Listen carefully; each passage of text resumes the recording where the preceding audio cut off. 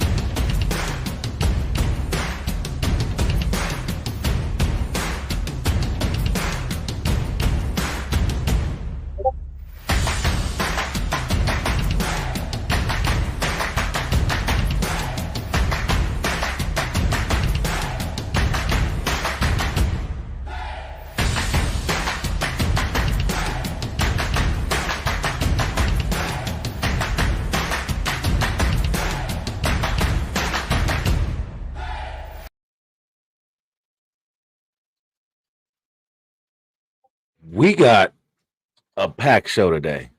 Trey Lance traded to Dallas. Gabe, are you ready, bro? I couldn't wait to talk about this. Let's get it on. NCAA season has officially started, and so much more football to talk about. Where's Jonathan Taylor going to end up? This is the Gridiron. Madness, brother. Let's get I'm it. Jersey King. He's Double G, Gabe Garcia. It's showtime.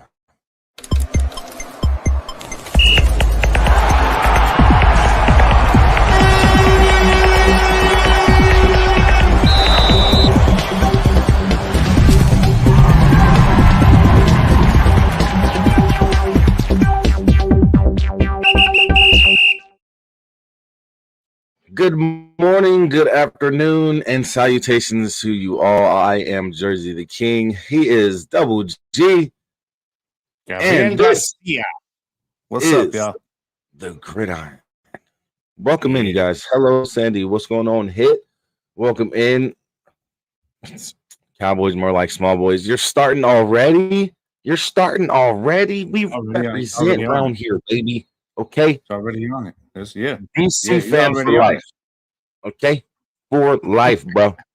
It's never gonna change. It's never gonna change. Hit. You can troll as much as you want to, but you just joined a wonderful Ain't that beautiful group. Ain't that beautiful? Look at the hats. Both hats say it all. We got come on now. You sound like Stephen A. It's never too early. Yes, it is. Oh, man. You sound like Stephen A. talking that trash already. Stephen A. starts that when his numbers start slipping. Then he's like, "Oh, damn it! I better say something about the Cowboys." Yep. Why do you think they've been talking about Dallas for the last 2 weeks on First Take? Yeah, because the ratings have been slipping.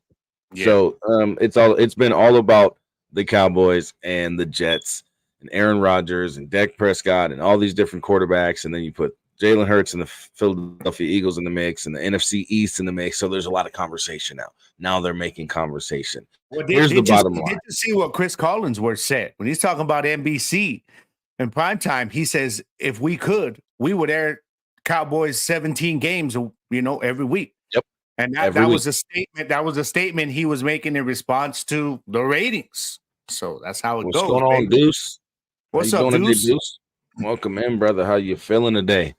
Now, on the other hand, it does cause for conversation because of, everything going on in Dallas with your boy, Dak Prescott, and how he's going to perform this season and all the pressure that's on him. I love how you emphasize that, your boy. Because I believe in Dak.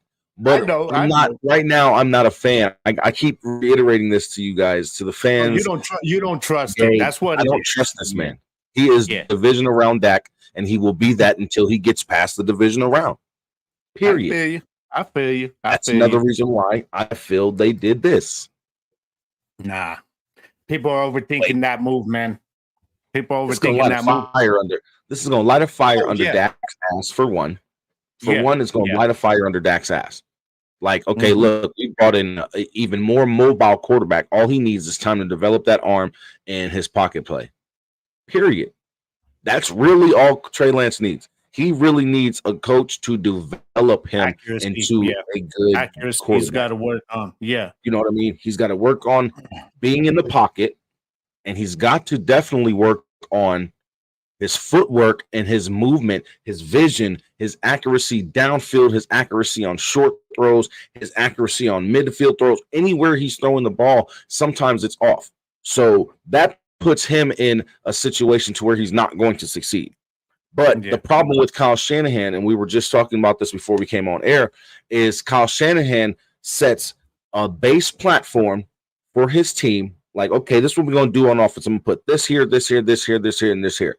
So that any quarterback that I put in this system should be able to succeed. If you can't, it ain't my job to develop you. What? Yeah. You know what I mean? Ain't it crazy how the Niners were like very patient with Alex Smith for like 3 to 4 years, and with Trey Lance, who they gave up 3 first-round picks for, they're like, yeah, we ain't gonna have no patience with you, man. Sorry. Look at the patience they had with Kaepernick. Yeah, this wouldn't have happened without Brock Purdy playing the way he did last year. Which he didn't light the NFL on fire. He just didn't lose games. You know what I mean? But he actually saw the field more than Trey Lance. So. Mm-hmm. And the thing is, go ahead, bro. With that injury, it hindered his season. It hindered his whole season. Because I think that if Trey wouldn't have got injured last season, I think he would have had a good season. I think he would have did well in that system that Kyle Shanahan does have set up. Now, on the other hand, for Dallas, this is a huge W.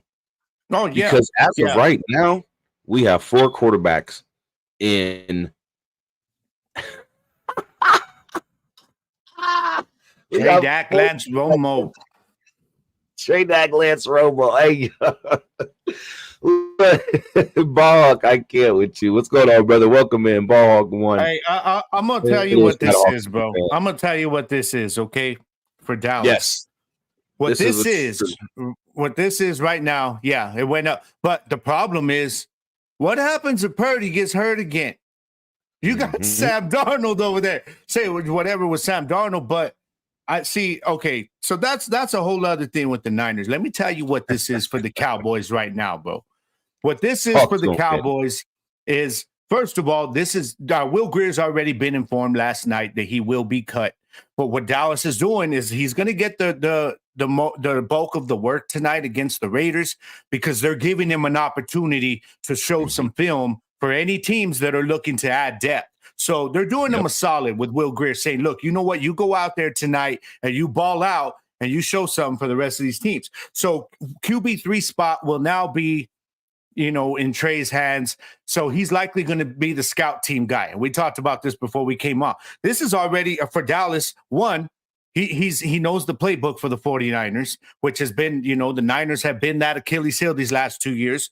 Two, he's perfect for the scout team. Why? Because we got a guy named Jalen Hurts in our division who's mobile, who's big, who's strong. Trey Lance. Trey Lance feels that for the scout team, man. So not only that, this is a developmental project that could ultimately become a lottery ticket for the Cowboys down the line. If not, what do they lose? They lose a 4th rounder for a guy who will likely become, at worst, our backup quarterback, which I'm okay with. You know what I'm saying? Because of what he brings in. That's at worst. At best, what we've got, what this does is this gives the team now, with these ongoing extension talks that they're having with Dak right now, it's a little bit of leverage. Like you said earlier about lighting a fire under him. You know what this also does for Dak? This is a good thing for Dak, bro, because this is going to tell us now this year, this is your year, dog. And just in case you needed it, we're just adding a little bit of fire to you right there. Yeah. Yes, sir. Yeah. So if Dak balls out if Dak balls out this year, gets us to the NFC Championship, plays well, then he'll be fine. Then that gives them the opportunity to continue to develop Trey Lance. They don't have to rush him back. But what this is for Dallas, and I think is very smart, bro. I think we can agree with this as Cowboys fans, that they're saying basically, look, we're either going to have Dak for a few more years because he's going to earn it this year. We're not going to take the chance, though, of having to go and rebuild and draft a rookie. Guess what? We're going to start developing somebody for life after Dak right now. So they're covering bases right now. Mike McCarthy runs a good scheme that is good to help him develop. So in the long run, I like this move for our boys, bro. I really do. I think people are taking in. They're taking, like, he's not going to take Cooper Rush's spot right now. He doesn't know the offense. He's going to, some people are signed him to an extension if we were going to give up on Cooper Rush. I saw some dumb stuff, man. I tell you, bro, when I saw this news yesterday, dog, I was like, man, I cannot wait to start talking about this. I couldn't wait to get home. And sure enough, I went into a lot of these fan chat rooms, and it was like, these threads and everybody, the nonsense that was coming out of people. I had to like kind of break it down for people, say, look, y'all are overthinking this right now for this season. This doesn't affect us. Let's hope this doesn't affect us this season, because if we have to turn to QB3 at some point this year, then we're in trouble. You know what I'm saying? So we won't be. Yeah, we will. It's going to take him a while to grasp his offense. It won't come to that. That's why I say we don't have to worry about that. That's what I'm saying. If it came down to where we had to rely on Trey Lance this year to come in, then we're in trouble, because that means we've lost our 2 starting quarterback. But I don't think it's going to come to that. And I think too many people are overthinking this for this season. And I'm telling them, this has no bearing on this year. This guy's a developmental lottery ticket, and that's what we got right now. Yep, because we got to steal. We got to steal for Trey Lance. A 4th round pick, that's all we had to give up. Here you go. Yeah, Here you go. I'll take it. I do agree, Ballhawk 1. The 49ers do have a system, and, Sam Darnold might do well if he's called to take that QB1 spot at any point in time, of Brock Purdy. Because now people got to understand, Brock Purdy got tape out there.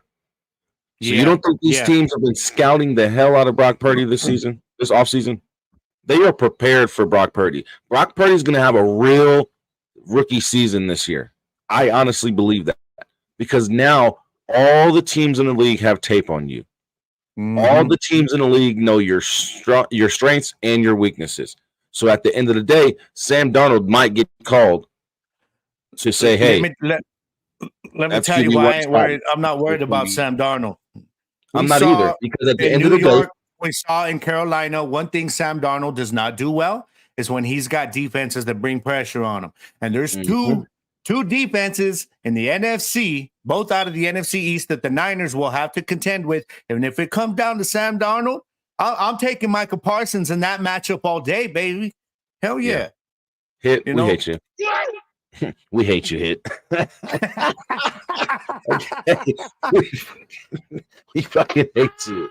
There you go. Smack your ass in the face. Man. No, in all honesty, though, this is a move that's great for both organizations. Let me keep it 100, because now the 49ers don't have to sit here and worry about what they're going to do with Trey Lance. Yes, it's done. exactly. They can move on. Now they can go and get their QB3. Boom. We got you. We got Darnold at number 2. We're good to go. Now, on the other hand, for America's team, when you wear that star in your helmet, it means a lot. You get talked about a lot. You get brought up a lot. Why do you think they talk about them so much on television and all these different sports talk shows? Now, here's the thing about it. We've set ourselves up for success in the future because, like we keep saying, Kyle Shanahan is not a developmental quarterback type of coach. Exactly. He's going to stick a quarterback in a system that he's created and hope that motherfucker does well. Now, Mike McCarthy, on the other hand, has developed great quarterbacks. Let's keep it 100. Look at Brett Favre. Yeah. Look at Aaron Rodgers. As much as I can't stand Aaron Rodgers, look what Mike McCarthy developed Aaron Rodgers into, even though he only had 1 Super Bowl with Aaron Rodgers. It shows, and it makes a big difference because how many Super Bowls has Aaron Rodgers and the Green Bay Packers won since Mike McCarthy has no longer been there? 0. Yeah. So that shows you the type of coach that McCarthy is. Now, look at what McCarthy can do. Hey, Dak, fire lit up under your ass. You better get it together this season, or we're moving on from you. We'll have Cooper Rush as our starter and Trey Lance as our backup and go draft a rookie like Caleb Brown or Caleb Williams or somebody coming out of college next year. Don't play around. Yeah, Cooper Rush wouldn't be the starter, though. They would just let Dak play out his contract. That's all that. Or they would trade him. But if it came to that, but if we trade him, I mean, you're absolutely right. You're absolutely right about Shanahan, though. Listen, if we were to trade Dak Prescott, if it came down to trading Dak Prescott or having to get rid of him, and it came down to a trade, you think we're going to go and trade for another quarterback? Hell no.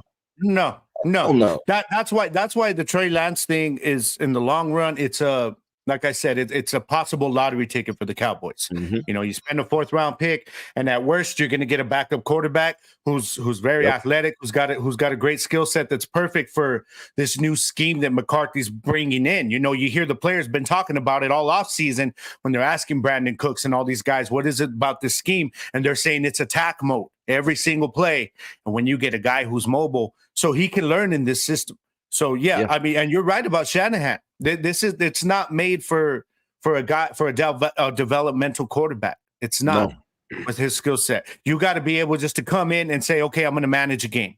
You know what I mean? And where Trey Lance, his skill set is, it's made for an attack style of offense. Yeah, you know what I mean. He's made to be coached.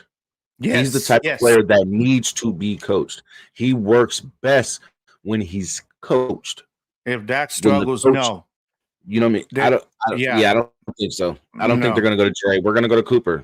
Look what Cooper Rush did for last season. I honestly don't see Dak struggling in the regular season this year. We both know this. He balls out in the regular season. He puts his numbers up. It's going to be in the playoffs that he's going to have to let this fire light him up. But the only way Dak gets benched is if he's injured. That's it. He's the guy there. He is the guy. So or unless he's playing like complete trash. Let's be real. But I just don't see that. I mean, not with the offense they have. You know, I just don't see that. Can anybody tell me another season besides last season where Dak has thrown all them interceptions or fumbled the ball a bunch of times? Please. We talk about this, or we hear the everybody on TV talk about this all the time. Oh, Dak, This ain't Dak Prescott. This ain't Dak. He's going to do better. Then you got everybody like, oh, well, what about last season? Doesn't matter. Kellen Moore's out of it. Look, Steve Jones is doing his job. Kellen Moore's gone. Yeah. He brought in offensive linemen. He brought in defensive linemen. He's extended Hooker's contract. He gave Jaron Curse guaranteed money. He brought Vander Esch back. Yeah. Brought Vander Esch back. He's brought Donovan Wilson back. I mean, what more can you ask? We got a new OC. He's allowing Mike McCarthy to do what he did when he won a Super Bowl, which was call the plays and head coach. Okay. Yes. Let's see if this works for us. Yeah. Everybody want to sit here and bash Dak for what happened last season. But just because Jalen Hurts had a great season last season, then we're not going to talk about the season before. Stephen A. did. Mm-hmm. Stephen A. brought it. That's what I gave him respect for this week. You know what I mean? Stephen A. did. So at the end of the day, you got to imagine what's really going through these quarterbacks' heads when they're getting talked about so much. Oh, I got this to prove and that to prove. Dak gonna come out and show who he really is this season. He is. And if he does it, he's out of there. Or Mike McCarthy may be out of there, to answer your question, Ballhawk. If Mike McCarthy does not win this season, it may be the boot for him. So it's a win-win season for both of these guys. I'm still standing by my thing that we talked about a couple months back. Was that I think McCarthy would be the first to go before Dak, but Dak would be on the hot seat next year. That's just my take on it. But yeah, I think McCarthy. But for both of them, they both have to win this year. Let's just put it that way. That's just plain and simple. They both got to win this year. He's got to get us past the division round. He's got to get to the NFC Championship and at least play in the NFC Championship game and play a really, really good game. And if he loses, it's not going to be because of turnovers. It's going to be because the other team just made that one play or those two plays that was a difference in the game. It has to be something like that. But Ballhawk, this is also true. It does take a year to get back to your true self. Let's be honest. He was out. He definitely was coming off an injury last year and got injured again. The throwing hand, first game of the season. You know what I mean? I remember that. Remember that Tampa game. Plus the calf injury in off season, right before the preseason started. So you got to imagine he was coming off an injury. He was coming back into the league in the middle of the season off the injury, and he's coming off an injury off of his throwing hand. So they get so much criticism. Like, don't get us wrong, he did make some bad throws on those interceptions. Some of those interceptions were just bad decisions on his part or bad throws on his part. It may have been from him in his injury still, you know what I mean? And him just not having the right grip on the ball or whatever the case may have been, or just a bad decision altogether. But those other interceptions were on his receiver. 15 INTs weren't on him. All 15 you can't sit here exactly. And let's remember too, not only that, like you just mentioned what he was coming back from, but let's also not forget that he didn't exactly have a very the wide receiver core isn't what it is this year. Michael Gallup wasn't healthy. They had to rush Gallup back because they had nobody. You know what I mean? Other than CD Lamb. And Noah Brown was doing everything he can. And if people notice, Noah Brown's no longer on the Cowboys. Noah Brown got him a deal because of the way he played last year. Yeah. So although I still blame Noah Brown for that Jaguars loss, but I'm just saying. I do too. Even Dalton Schultz. Yeah, man. Yeah. You know what I mean? Man, he's going to do well in Houston, season last year. Had a hell of a season, especially when Cooper Rush was in the game. When Cooper Rush was the starter last season for those games that Dak was injured, Dalton Schultz balled his ass off, and that's what got him to where he's worth a lot more. And Jerry was like, we're gonna just go run with Jake. We're gonna run with Jake Ferguson. We're gonna go get us a tight end in the draft. And that's what he did. You know what I mean? Henry Stevens said, this is what we're gonna do, and that's what they went and did. So I just feel, all in all, like you said, this move for Trey, for Dallas, and for the 49ers was a good move. The 49ers get to move on from that issue that they're having with Trey Lance. The Cowboys get to give him a fresh new start, and the Cowboys get to add some depth in that QB room that will more than likely will grow up out of there. But now you have 3 quality quarterbacks that'll be able to run this offense sooner or later. Trey Lance is going to pick up on this playbook very, very quickly. Trust me. It's a different style than what Kyle Shanahan had. It's a different style. It's more of his college style. You got to remember when he was in college at North Dakota State, he was running in a pro style offense. I think too. I don't think Dallas has any intention of trying to rush him to learn this thing. They understand what they're doing, why they made this move, because they're in this to develop him. You know what I mean? Like they're not doing what Indy and what Houston and what Carolina's doing with their rookie quarterbacks and saying, all right, you're new to the team. Now we're going to throw you out there to the Wolves. No, Dallas is saying, look, we've got our quarterback this year. We're all in this year, but guess what? We're going to bring this dude in, start developing him. And that's how we're going to go. What's up, Miss B? How you doing, girl? Welcome. Thank you for joining us on the Gridiron today. But yeah, I think we both kind of see eye to eye on this, bro. We do. He's old. What is he, 23? 24. He's just got in the league, man. He just got out of college. This kid is young. He's like maybe going on 25. He hasn't seen the field much. That's just the problem. That's the problem. We're doing well, we're talking about this new Cowboys news. Trey Lance getting 23 years old. He's 23 years old. So he's got a lot of time. He's got a lot of time to sit back. And it's like, Trey, look, like I saw David Carr this morning on a panel talking. He's saying, look, this is great for you. He goes, Trey, just sit back, take your time, learn the offense, sit back there this year and just learn, develop your mental skills, develop the physical skills while you can during the season. Because you're young enough that you still got a whole lot to, and if he's patient, bro, this is going to be good for him, man. And you know what everyone expected him to be. And a worst case scenario for this for Dallas too, they traded a fourth, is that they get him, develop him up a little bit, let him play a little bit, and at worst down the line, he's trade bait. You know what I mean? That's their worst case scenario in this. So everything to me, like you just said, for everybody wins. But it's even, I got to give respect to the Niners for doing this now because they know this is good for Trey Lance. They're saying, look, it didn't work out. Oh, they did. You know what's crazy though? It's crazy that this is the dude that they basically ran Jimmy G off the practice field. They didn't even want him in the building when Trey Lance was there. You know what I mean? Yeah. Like, I guarantee you, if it wasn't for Brock Purdy, for what they got with him last year in the last round, Shanahan would be gone because of what they gave up. 3 first-round picks. Like this was a massive failure for them and that point, you know. So and now you only got one pick back. You got a fourth round pick. I love it.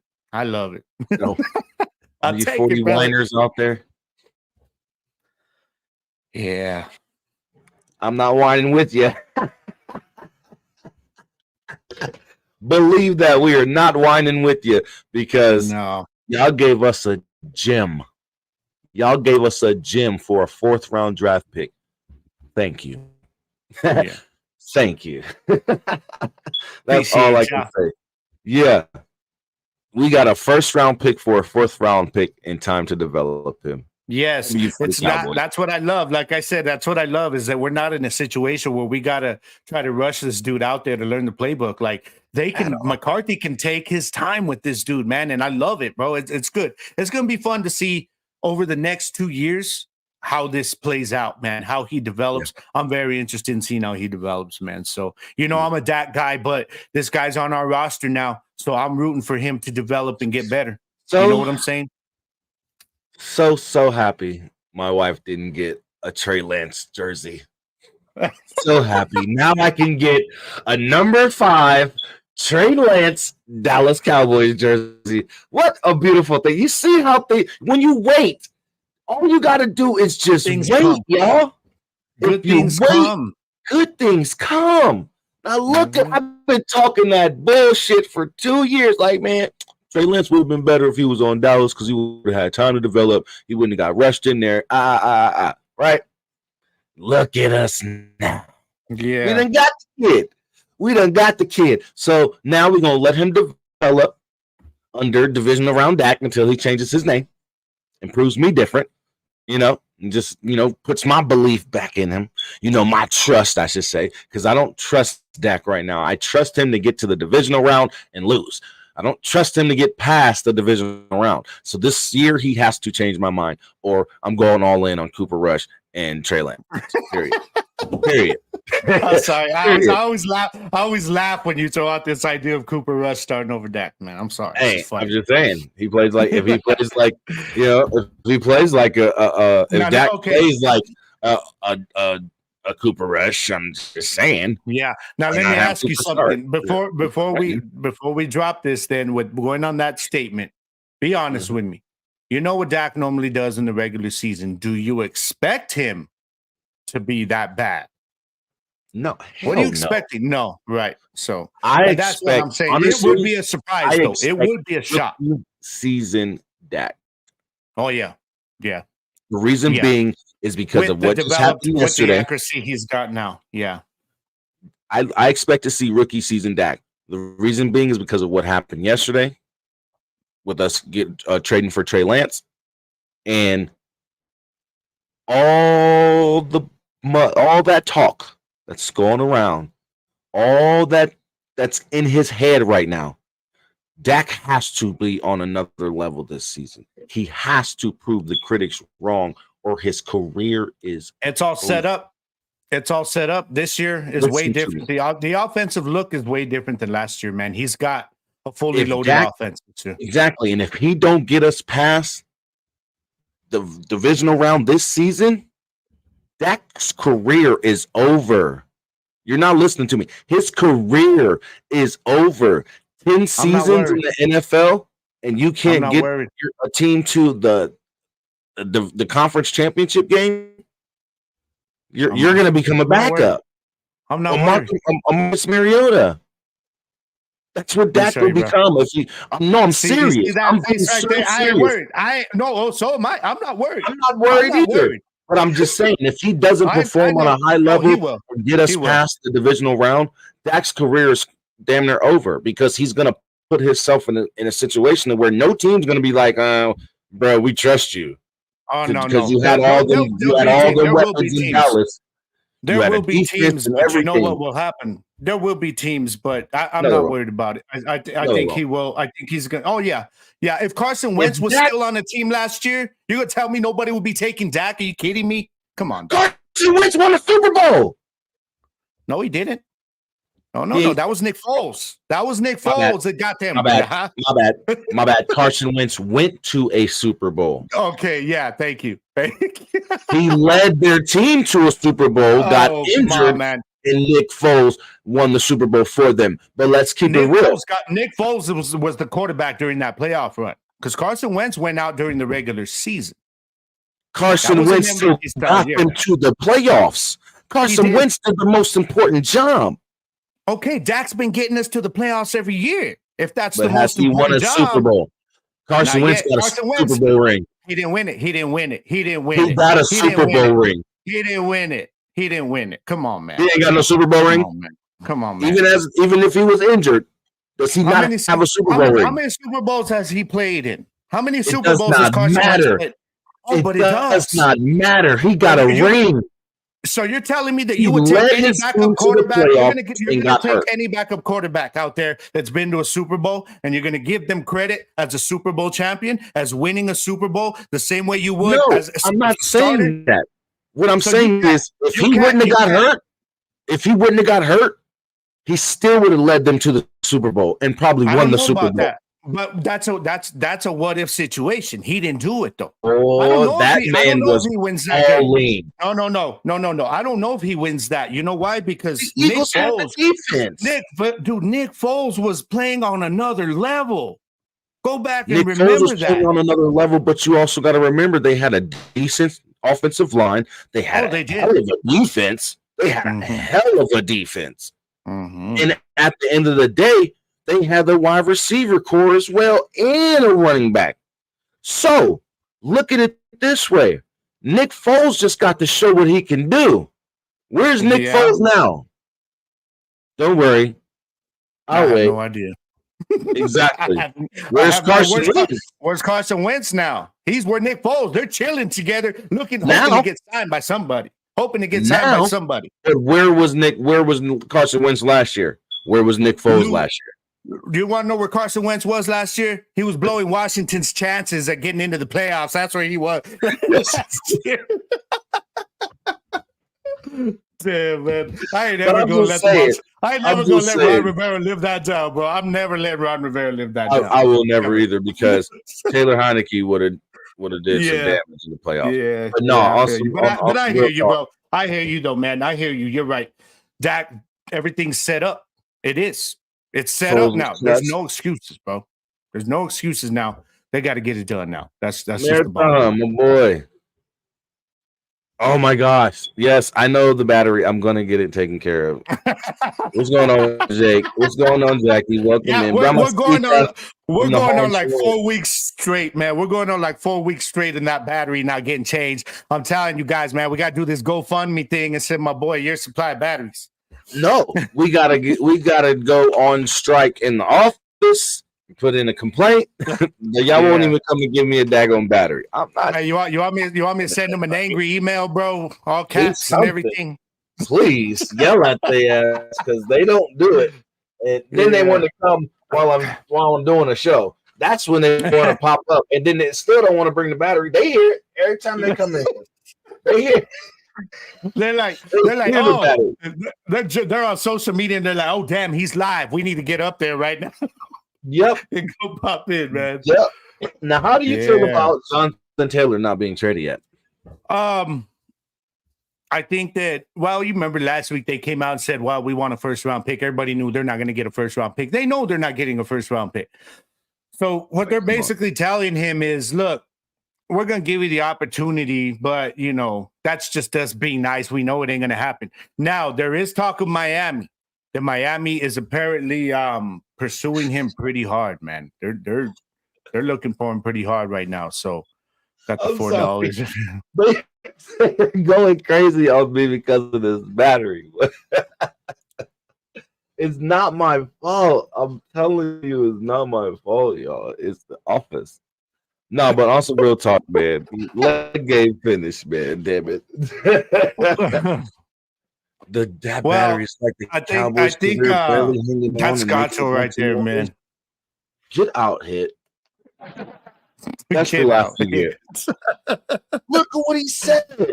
Yeah. That battery is like the Cowboys' career, barely hanging on and making a bunch of noise. But we're still making noise, baby. That's all that matters. You raggedy son of a... We're still making noise. Still making noise. I don't care, man. Still get talked about every day on TV. That's right, man. Ain't nobody else got nothing to talk about it besides the Cowboys. Man, that's when ratings are struggling. This star right here. Jonathan Taylor, though. Jonathan Taylor. He needs to come here.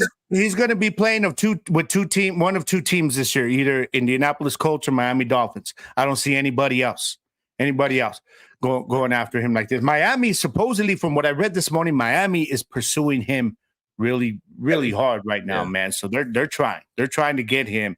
And me and you talked about this yesterday, that if that happens, man, whoa, offensively, quite possibly the best roster in football. If this happens. The problem is it doesn't seem like Miami to this point has been able to offer what Indy wants. You know what I'm saying? So it depends, man. I mean, Miami, I personally, like you said yesterday, I think they need to be focusing on defense. But hey, you need a running back. There you go. I mean, I know they just drafted a rookie, but you know, you don't always expect those rookies to hit the ground running. And Jonathan Taylor's already proven himself. So I don't see him playing for any other team. On top of that, with you saying about the rookie, bring in somebody like Jonathan Taylor. Yeah. Get rid of Rasheem Mostert.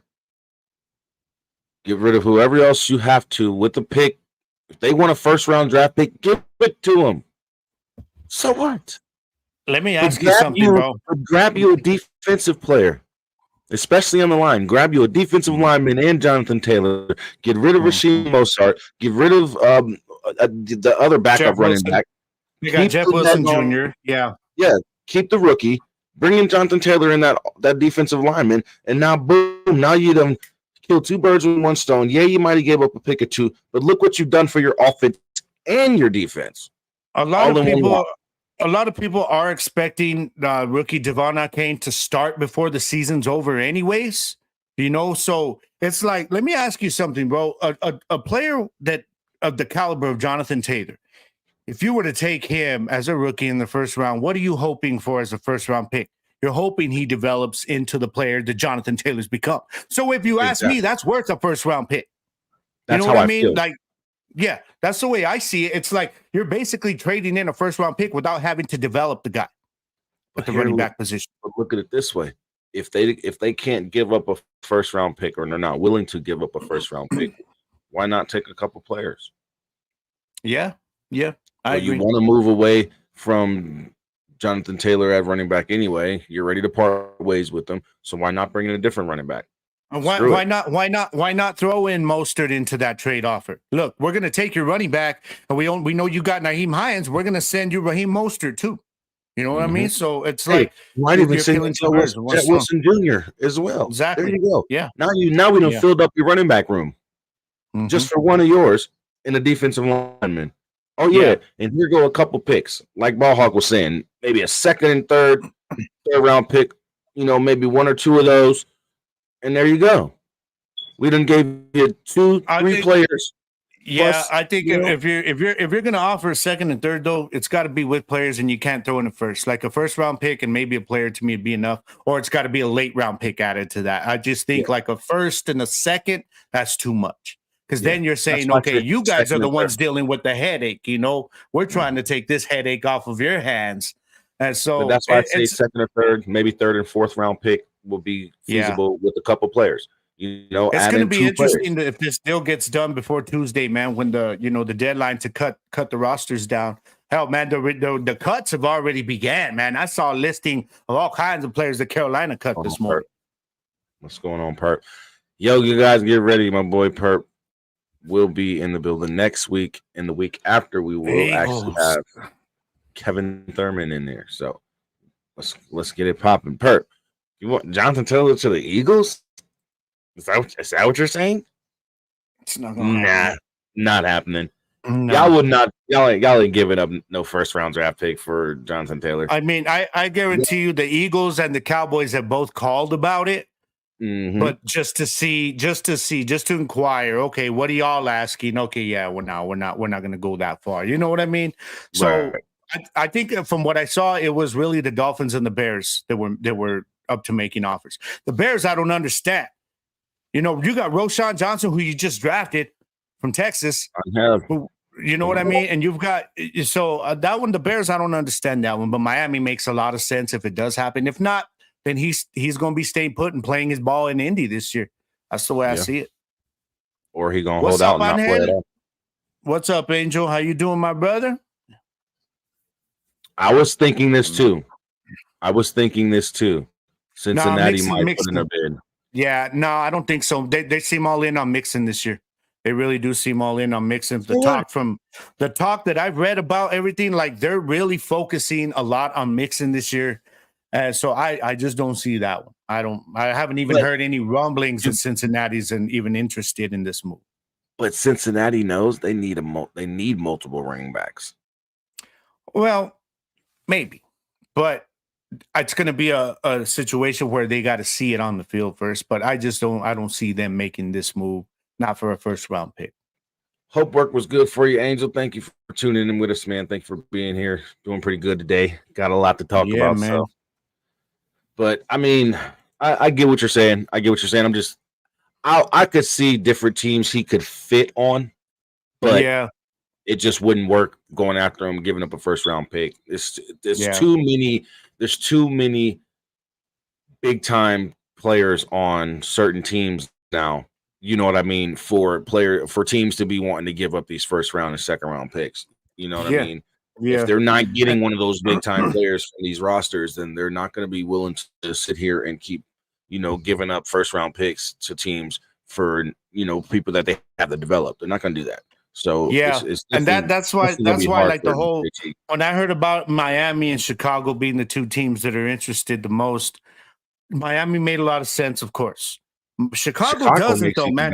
Chicago, I don't think so, because Chicago, you've got Dante Foreman, you've got Khalil Herbert, and you just went and drafted Roschon Johnson, who was honestly, if he wasn't backing up Bijan, he would have been starting for Texas. He was that good. So it doesn't make a lot of sense for me.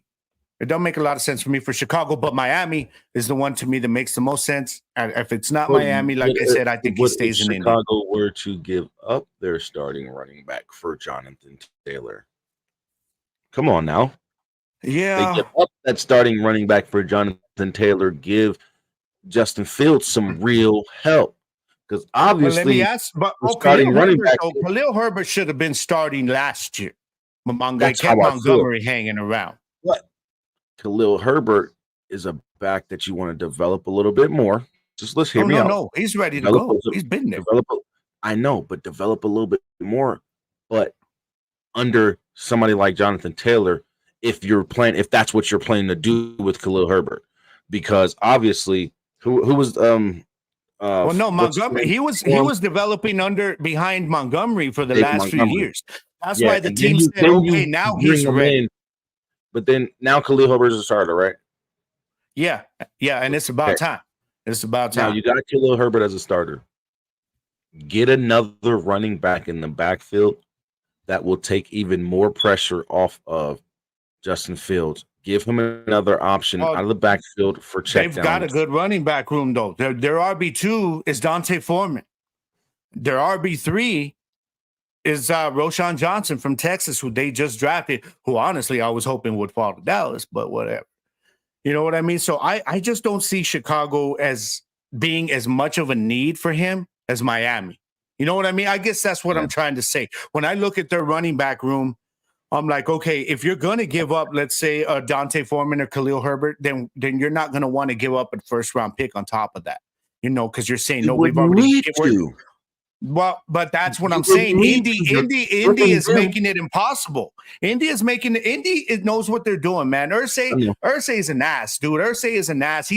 He's basically trying to say, well, look, we're giving him the opportunity to seek a trade, but he's not admitting saying that we're going to make it as difficult as possible for any team to want to agree with it. Right. And I think that's shitty, man. It's like, look, if he's unhappy there, y'all are unhappy with what's going on with him, then just move on. Do what the Niners just did with Trey Lance. You know what I'm saying? But I've never been a fan of Jim Irsay, man. I can't stand the dude. Straight up. I can't. No, I don't blame you. Now, speaking of running backs, let's keep talking about running backs. Breaking news for all you guys who didn't know. Josh Jacobs is going to end his holdout today and play in the preseason game, against these boys right here. Dallas is coming out here to Las Vegas. No, actually, sorry, Las Vegas is going to Dallas. That's the only reason why I'm not going to the game. But it's going down, man. So Jacobs is actually going to sign, what'd you say, a 1-year deal for about what? Up to 12 million. About 12 million. So he's looking about the same ballpark as a little bit. Actually, he's getting a little bit more than Saquon just signed for when he was bitching and complaining and holding out and then signed for less than what he was going to actually get. I don't understand it, but whatever. Yeah, Josh Jacobs knows what he's doing. He said, I'm not going to put a franchise tag on it. We're not going to sign the franchise tag. I'm going to go ahead and sign this 1-year deal for up to 12 million.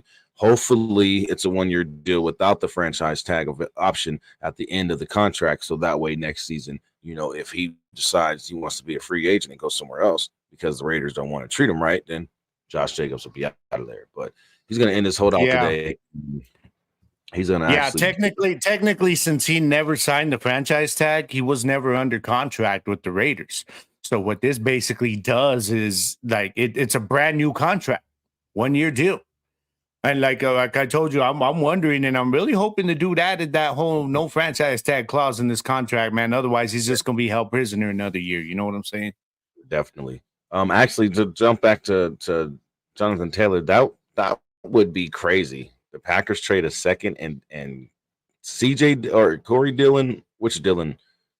AJ Dillon or AJ Dillon, and bring Jonathan Taylor back to Wisconsin. Yeah, that's just another one. I don't think Green Bay's even thinking of something like that right now. They're happy with their two-headed monster right now. They got a whole two-headed monster over there, bro. Yeah, that duo they have is just ridiculous, man. They just beat defenses up straight up. Which crazy. I never understood why they never made it back to the Super Bowl, but that's another story for another time. So Josh Jacobs finally going to end his holdout, missing all of training camp. You know what? Now I'm glad he does this now, bro, because I got 2 fantasy draft tomorrow. Yes. So, thank you, Josh, because now I don't feel bad taking you. I don't feel it's so much of a risk because I know he's gonna ball out again this year on a 1-year deal, bro. He's gonna go off again this year. You watch, man. All right, we are officially into the last week of the preseason. Before we do get into this conversation, though, I want to let everybody know that this is the Gridiron Podcast Show. I'm your host, Jersey the King. He's my co-host. I'm his co-host. That's Double G, Gabe Garcia. That's my guy right there. You already know what it is, man. We are live from Las Vegas as well as Las Cruces, New Mexico. You already know it's going down, baby. Thank you for being here. Thank you all for watching on Facebook and YouTube. Keep it locked here every week. Share it. Make sure you like the stream. Yes, sir. Yeah. Make sure you like the stream. Make sure you share the stream. And if you are not subscribed to any of our channels, please make sure that you do so. As well as, like I keep saying, the podcast show will be moving over to the Gridiron Podcast YouTube channel. So make sure you guys go here, subscribe to the Gridiron Podcast YouTube channel, and definitely be prepared for when the show does move. The Fan Gang Nation show will be moving to that channel as well. Now, how have you felt about the preseason so far, Gabe? I've actually enjoyed it, to be honest, more than I have pretty much in any memorable recent years, because of the fact, I'm going to be honest with you, bro. The spring league players have re-piqued my interest in the preseason. I've always had interest, like with Dallas. I want to see the players that we drafted and new players come in, but they gave me more of a widespread interest in all the other teams. I should say, because of the USFL and the XFL, man. I think it's been a great preseason, and like we've seen guys like I told you yesterday, I gave you props for what you're trying to predict with Howell, over with the Washington Commanders. He's looked good, man, in this preseason. I get it; it's only preseason, but this is what you wanted to see from him if you're Washington. You wanted to see him perform the way he has. Anthony Richardson over there doing the fly, Eagles fly after a touchdown. I'm like, I mess with you now. I rock with you, bro. You're an Indy, but I rock with you for that now.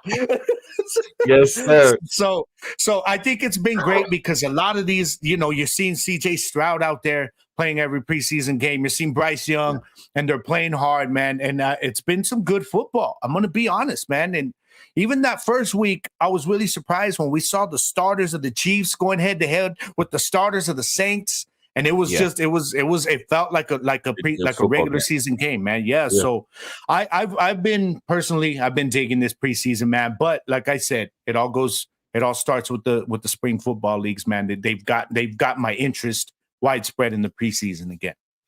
And if you guys see this right here, it leads right into this. Major. This being last week of the preseason, we've had over 100 XFL or USFL to NFL signings this offseason already, and looks like some of these guys are making rosters, and I mean they're making depth charts. Like they're on the roster, they're going to be playing this year. Now, don't get me wrong, there have been some guys like Hakeem Butler. He got cut from the Steelers. That's why you have not seen him. And I know it was unfortunate for him, man, because it was the injury. And when you're in a position like his, you have to be able to play. You got to be on the field in order to earn your spot. Yeah, and unfortunately, he was doing such a good job in camp. Like you could see what he was out there doing in camp. I mean, he was looking really good in camp. And don't be surprised, man, if by midseason somebody needs a kind of depth at receiver, a tight end. I mean, a red zone body. He could be getting called back once he's healthy, man. So some of these guys, do not be surprised if you see them getting signed during the season as well. But with these signings, man, it's just been so good to see all these players like Austin Watkins from the USFL. What's going on? What's my up, boy, Rig Rockers? He said, hey, "Why Joe, you gotta make I'm sorry, dog. Hey, I'm gonna get at you later, hey Joe. I don't know, bad 10 a.m. I didn't think it was too bad, but." Yeah, that was definitely that was something that was surprising the other day, watching Washington, actually, Sam Howell in Washington. Speaking of Mr. Howell, Mr. SH, speaking of him, He actually snapped the Ravens' longest preseason winning streak. So they had the longest preseason winning streak ever, and it was snapped. You know what I mean? So Yeah. it's just been a really, really exciting.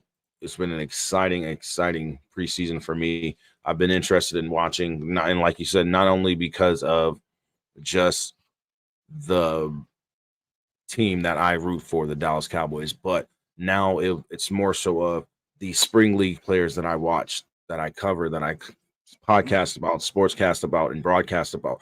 These guys have now made it easier to enjoy the preseason again because they're getting so many reps. They're getting their opportunity to make a depth chart. They're not just trying to make a roster. Okay, you got to imagine what's going through these guys' heads. They're not just trying to make a roster. These guys are playing their hearts out to make a depth chart spot because they know they get that DC spot. Oh, it's a wrap. I'm on the team. I'm going to get reps. I'm going to come in the rotation at some point in time throughout this season, and I'm on the team. I don't have to worry about possibly getting cut and going back to the XFL or the USFL and having to prove it again. You know what I mean? Or work on this or work on that. Now I can work on this and work on that with the league. You get what I'm saying? So these guys are out there. They're playing their hearts off, or playing their hearts out to, honestly make not only a roster, but make the depth chart. Hell, and I mean, and the worst case situation for some of these guys is trying to make the practice squad at worst. That's their hope, because in practice squad, you still always got a chance during the season, and you've got a steady paycheck coming through the whole season. And you're just hoping, look, we don't wish injuries on anybody, but they're going to happen during the year. And guess where teams go to when they need to fill those injuries? They go dipping right to their practice squad, moving guys up, man. So these guys, like, they're playing, like you said, they're playing their asses off, man. And we're hoping that every one of these guys, it's not going to happen, but I wish every one of these guys can find a home on a team. You know what I mean? I really do. Perp, we did talk about Trey Lance, but I will let you know, honestly, like we were saying this earlier, it's a win-win for both Dallas, for San Francisco, and it's a win for Trey Lance. Trey Lance gets a fresh start. San Francisco doesn't have the headache anymore of worrying about what they're going to do with Trey Lance. And Dallas gets a quarterback to develop for the future. Trey Lance gets to sit and, take everything in and actually get time to develop, because he didn't get that time. You got to imagine they traded up for him, picked him where they picked him at, in second in the draft, and stuck him in the starting position immediately instead of giving him time to develop. So, it's a win-win situation for him. He gets a new fresh start. He gets his time to actually develop at 23 years old. He's fresh. He's a baby. He's a pup coming into the league. So, definitely it's going to be a big thing for him. And exactly, he never really got a fair shot and then getting injured. The fans never really knew what to expect from him, but it is a great opportunity for him to resurrect the beginning of his career all over again, and be a whole fresh new Trey Lance, on a whole new team, on America's team on top of that. So now he's got even more to prove. So I think he's going to do well. I think it's going to be good for him. I think it's going to be good for San Francisco. I think it's going to be good for Dallas, all in all. But I think Trey Lance would have been better off going to the XFL or the USFL. I'm gonna keep it 100. I'm just saying he wasn't ready for. And I think you might be right. I honestly considered that before this move happened, when they were talking about trying to shop him. Maybe I'm thinking, like, why it really wouldn't hurt him to go play some spring ball, develop to the pro game a little bit. Just get back acclimated with it, and then jump back up next year. But either way, man, I think this is a good thing for him, because now he can be patient, doesn't have to feel like he's got to be rushed out there and try to learn the system, so he's gonna be all right though, man. We call him glass body, Dak. No, but I love the fact that the XFL and the USFL is giving these players so many opportunities to make it back to the NFL, or for some of those players who didn't get drafted, when they came out of college, now they have their chance to get to the NFL in a whole different way. They don't have to worry about a draft. Now they can prove that they can come right out of camp, or right out of right off the season, and go right into a camp fresh, Now, fresh. my That's why a lot speaking of of these these players guys, are man, getting I got to so tell you, bro. One of my disappointments this year is that we've not seen Alex Magoo. Apparently, when I was just read from a report done a day ago out of Green Bay, is that he's had trouble picking up this offense, which is why we've only seen 7 snaps from him in the preseason. So they're predicting that he won't make the roster, maybe QB3 at best, but they don't even know if he'll make that. And I guess that's been the whole issue is he's had trouble grasping the scheme they got going on in Green Bay. So I don't know. I don't know what's next for Magoo if this happens. We're gonna find out if he does get cut by Tuesday, though. I And I mean, think that obviously, was the issue in Seattle when yeah, he originally got yeah, drafted to yeah. It Seattle. was, it was, it Him was. grasping the playbook. And my thing is, if your IQ is that good to grasp a playbook in the USFL, you can't grasp an NFL playbook. Yeah, yeah. It's similar things. You're doing the same things you were doing in the USFL.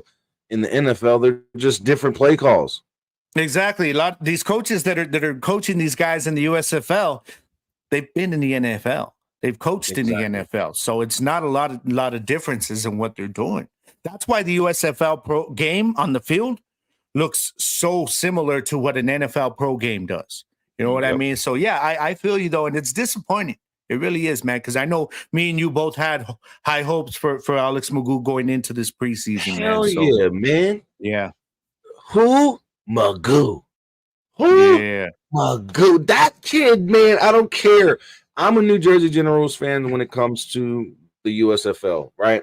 But what Alex Magoo showed on that field this season, it's like you can't deny this kid. But it's so disappointing for you to go from doing that in the USFL and then you can't even get a playbook. Yeah, Bro, what are you doing? Focus on what's important. So what is this? What is this? What happens now? What does this say for now for Jamar Smith if he goes back down to the USFL? I mean, they just re-signed Jamar, so that'll be interesting, man. Go back to what they were going to do at the beginning of last season: start Jamar Smith. Yeah, I think you're right. Alex Magoo wasn't even supposed to start last season. Only reason why Alex Magoo got his shot is because Jamar Smith got injured, and he was out the entire season. Period.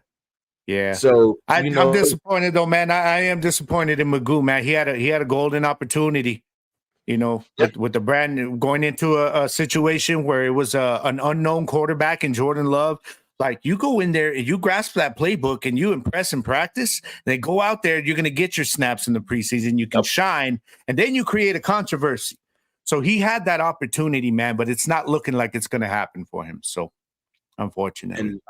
And we've all said this, man. The XFL is the perfect spot, even the USFL, for these players to fine tune their skills and do better. Yeah, as far as getting into the league and actually giving themselves a shot.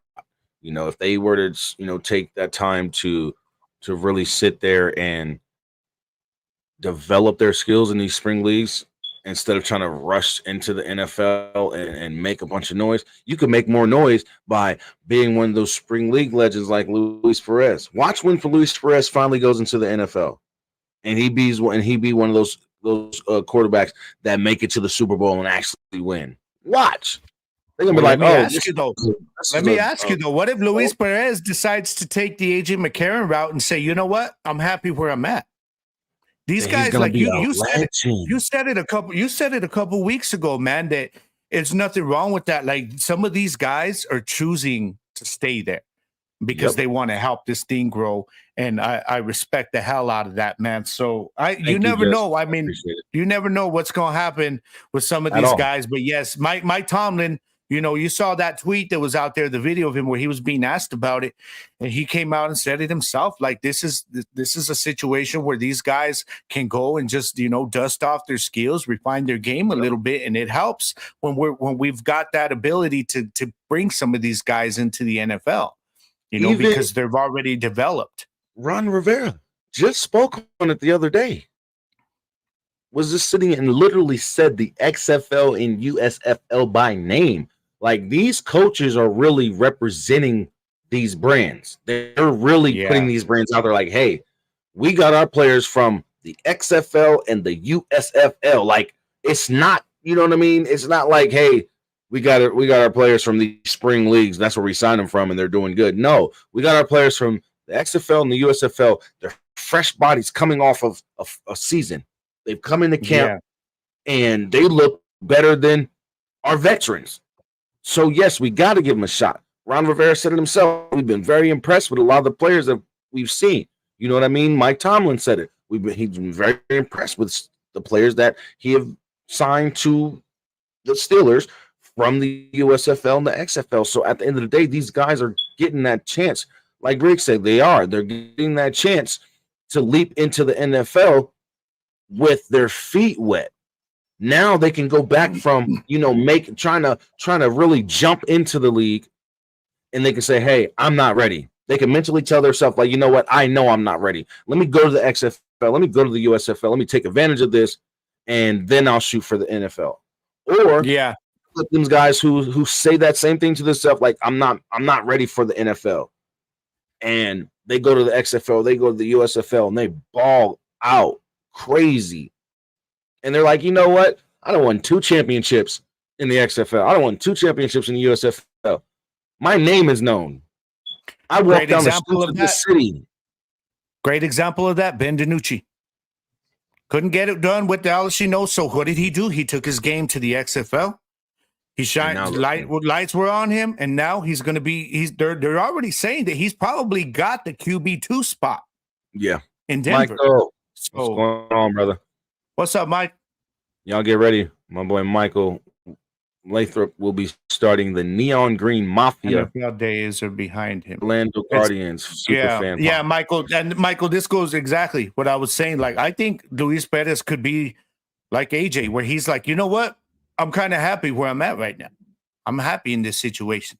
Guys coming off an XFL championship. Yep. He could be saying, you know what? Yeah, he could be saying, you know what? I'm going to sit here and I'm going to be the one that develops this thing here in Arlington. So he could be done with the NFL. That's true. I really feel, honestly, I was just bringing up Luis Perez just as an example, but I honestly believe Luis Perez is going to stay in the XFL until he retires from football.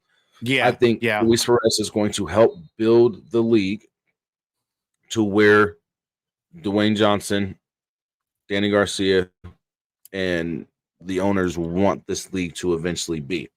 On top of that, I think Luis Perez and AJ McCarron are going to try to be the face of the XFL for the next few years to come. That way, other players see that, okay, it's not all bad to be in this spring league. I could still get my shine on. I could still get endorsement deals. I could still get this, that, and the third without being in the NFL. So it is a big step for these players, to going from the spring league to the NFL, or from the NFL to the spring league back to the NFL, or if they go from the NFL to the spring league and decide, you know what, I'm just going to stay in this spring league. That's what it's there for, and a lot of these coaches in the NFL now are hinting towards the NFL commissioner and everybody, hey, we need a developmental league. There's these spring leagues can be developmental leagues. We don't want that. We don't want that, but they're hinting at, the talent that's coming out of these spring leagues, and it's a big deal, man. So over 100 signings in what? When did the season end? For XFL, for XFL it ended in April.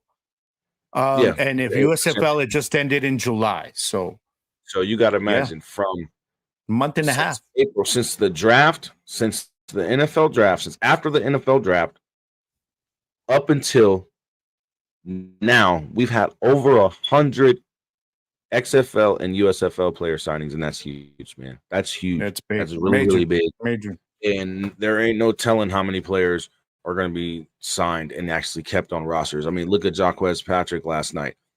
He originally got, we thought, signed to the Denver Broncos. Now he's over on the Titans. Came in last night, 15 carries, 76 yards, averaged over 5 yards a carry. I mean, he made a lot of noise last night. He put himself in a prime position to be, that's what I thought. XFL championship was in May. So, okay. You got to imagine from May until now, up until now, and then there's more. There's more. Trust me, there's going to be more signings. I really believe. And I mean, and that's not even just from the XFL this year.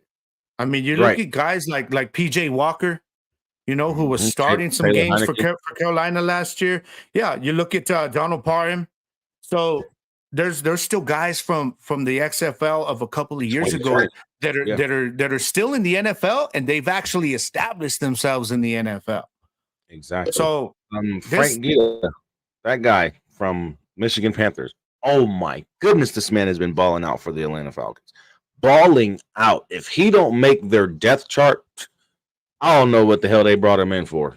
Because he's made the Atlanta Falcons defense look pretty decent so far. You're talking about the USFL Defensive Player of the Year? From the Michigan Panthers, yes. Yeah. So this is huge, you guys. Over 100 XFL and USFL players signed, you know, just from their performance this past season. It's huge. It just tells you what these spring leagues are here for, you know, to show that it's only going to get better every offseason as long as people support the leagues. That's the only way. They got to support the spring leagues, man. So all y'all out there who don't watch spring football, start watching it. You'll see. Yeah. Because once you see how these players, football, guys, it's good football, man. Like once you see how these players play in the NFL this season, and I'm talking about the players who got signed recently from XFL or USFL teams, you're gonna go back and you're gonna look at these games because the XFL has been posting every game from this past season on their YouTube channel, so you can go back and watch the whole game actually, and go and watch the talent that's really out there, man. The USFL and the XFL really has talent in their leagues, and that's one thing that I can sit here and honestly say that's mainly the reason why I support these leagues. Yeah, but for most people, for some people I know, the people I know that hate on it, their main reason is because they don't have a team, and I tell them, man, so what? So what? Do you like football? Do you love football? And they're like, well, then go watch it. Do you know how many times I could be flipping channels and there's like 2 Division II football teams on ESPN, you know, that I never heard of, but it's a good game. I can get into it, man. And I'm like, damn, I'll get into the game. You know, it's the same concept here, man. You let your fanhood develop. You know what I'm saying? That's the way I see it. A high school football game on national TV. Like right now, this morning, before we went live, 9 o'clock this morning. We got a game on right now. Game. Yeah. Yep. After that, another high school football game. Because it's the beginning of high school football seasons around the country. You know what I mean? Yeah. So come on now. Like, if you'll sit here and watch a high school football game with a bunch of kids you don't even know, who are, they're committing to this college and they're committing to that college. Oh, you're watching because you're seeing where they're committing to. You're worried about their college career. But what if they go to college, they ball the hell out, and then they don't make it to the NFL, and instead they're playing on an XFL team? There it is, a team to root for. I'm just saying, it's football. Get into it. There's nothing wrong with it. There's nothing wrong with the XFL or the USFL. The only problem with the USFL is they didn't have fans in the stands because they were more worried about their television ratings and how much money they were making off of that. Football is life, man. Why do you think we got year-round football now? That's right. Yeah. And if you're worried about fans, then watch the XFL, and I guarantee you're going to have plenty of fans in the stands and excited fans in there. So you got no excuse. There's no excuse. You love football, watch the league, man. Look, even Miss B said, I've never watched, but I'm going to start because I love football. She does, man. She's a Cowboys fan. There you go. If you give it a chance, you will see. One game, and I was hooked for life. Love their passion for the game. That's the thing about it. What's going on, Psycho Money? Psycho B Money. That's my boy from Twitch. He's a Twitch streamer. Make sure you guys go check him out. But yeah, definitely, man. There's nothing wrong with the XFL. Like, I hate when people, there's nothing wrong with the XFL, the USFL. There's nothing wrong with the indoor football league. There's nothing wrong with different football leagues. I hate when people be like, oh, the NFL's back. Real football's back. Excuse me? Okay. These dudes in these spring leagues are doing the same thing they're doing in the NFL. The same thing, putting their bodies on the line every time it's a game. Every down. Like, come on. What's the difference? The only difference is a shorter season. That's it. And because there's not as many teams enough yet. NFL and the rest. That's the difference. And that's the thing, man. You can still enjoy these leagues with the understanding that the NFL is king. We all know this. But back in the 80s, you know, the NFL had competition. Guess who it was?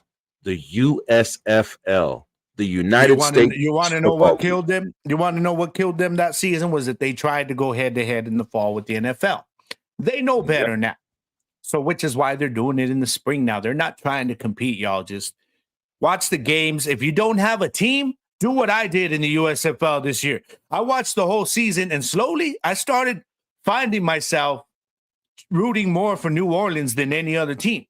You know what I mean? So I'm like, by the end of the season, I was like, well, I'll be damned. I'm a New Orleans Breakers fan. You know, that's just the way it happened, man. The fanhood develops the same way it did with Arlington when I started rooting for them a few years ago. So you don't have to be a fan to start watching it and enjoy it, man. You don't have to. You'll become a fan. As soon as I seen this, it was over. As soon as I seen that, it was over. I live in Las Vegas. You don't think I'm about to root for the Vegas Vipers? Come on. Right? We had the Outlaws back in 2001. We didn't get a chance to have a team in 2020. We finally got a team back from the Come on now. It's football. Spring football is real football. If you are a true football fan, you're damn right. So at the end of the day, football is football. You just got to give it a chance. Trust me. Watch when the XFL expand. Watch. Hey, let me. I'm gonna tell you something. When I started pushing this about the spring leagues when they started after the Super Bowl. Somebody had come to me talking about all this and now with the NFL, and I'm like, okay, hold on. There's two things here. You're either a football fan or you're an NFL fanboy. Exactly. Okay, so don't tell me you're a football fan. If you're going to be just saying, oh, it's all about the NFL, I don't want to watch the other leagues, then you're just an NFL fan. Exactly. You're not a football fan. Exactly. So there's a difference there, man. There's the NFL fanboys, and then there's actual football fans, man. Like, just give us more football. And I love that it starts right after the Super Bowl, baby. I love that. Yes, they better not change that, man. They better not change that. That was so dope. The USFL season ends it off right before the training camp. Preseason. Yeah. You know, before preseason. We get like maybe a month break. So, and then with that month break, people don't realize there's spring football going on for college. But even so, during that month, I mean, the NFL's training camp season has already begun. So you're starting to get all the NFL news. So it's basically the way they've spaced their seasons out is to where we literally have football all year round, brother. And it's amazing, man. It's so dope. Even the IFL just ended their season literally a couple weeks ago. During the middle of the NFL having their preseason already started. So just imagine, we have year-round football, just people don't realize it. We have year-round football. Just go watch. That's all you got to do. Yeah. That's all you got to do. Now, you know what time it is, y'all. Like we do every single week. It is my man. Mail time. My man. It is mail time.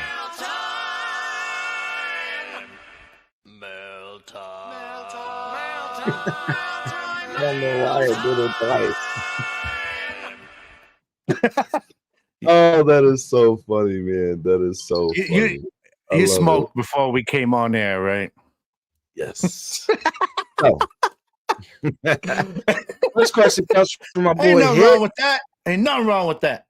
You know, Hit, make sure he sends in a question he sends in fan mail every week. First question from Hit.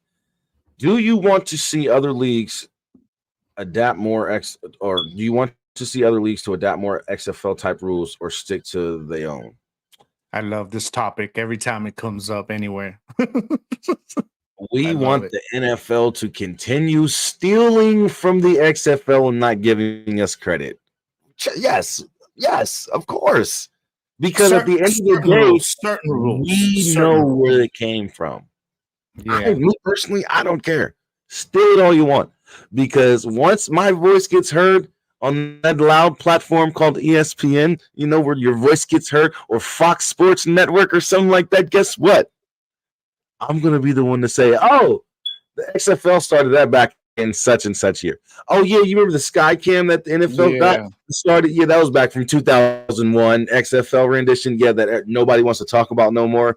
And yeah, so yes, hit yes, So I would love it. Okay, see, as far as rules go, there's certain ones that I love about the XFL that I'm like, I only want to see it in the XFL. I don't want to see it in the NFL program. But then there's things like the overtime format. I would love that. I want that in the NFL. I want that in the NFL. And I'll take their kickoff format too, which the NFL is already mulling over.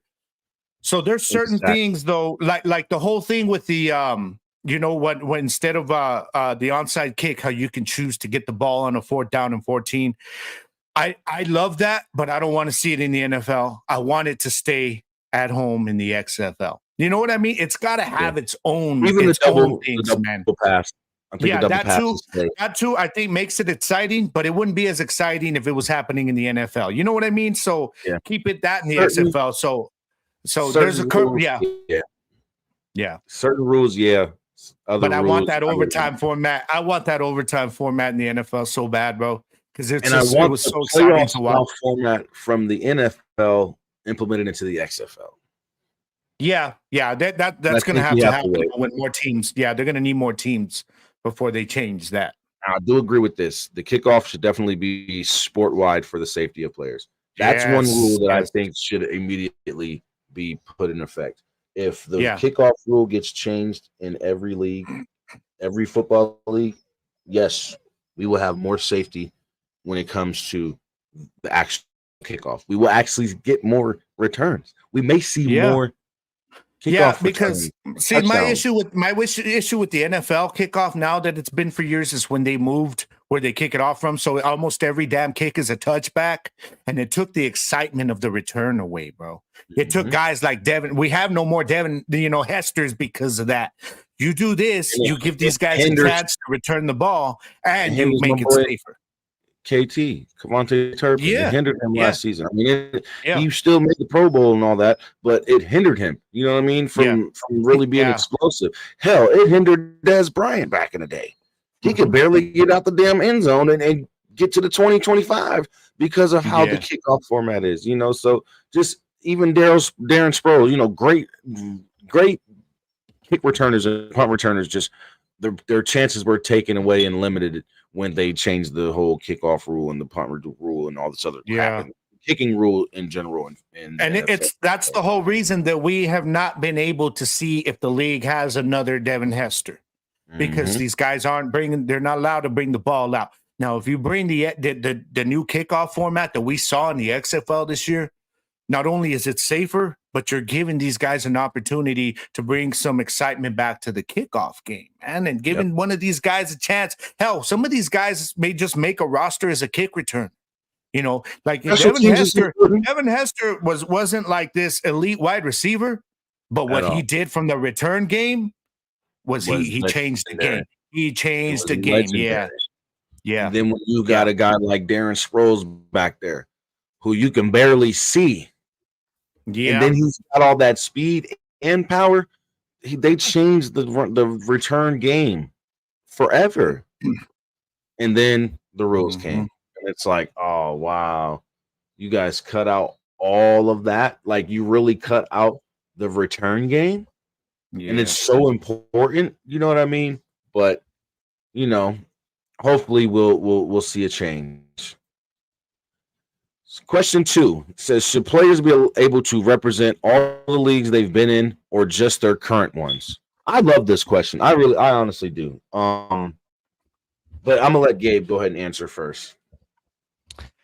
Because this is deep. This is something that went back into something that we actually touched on last week. The thing is, as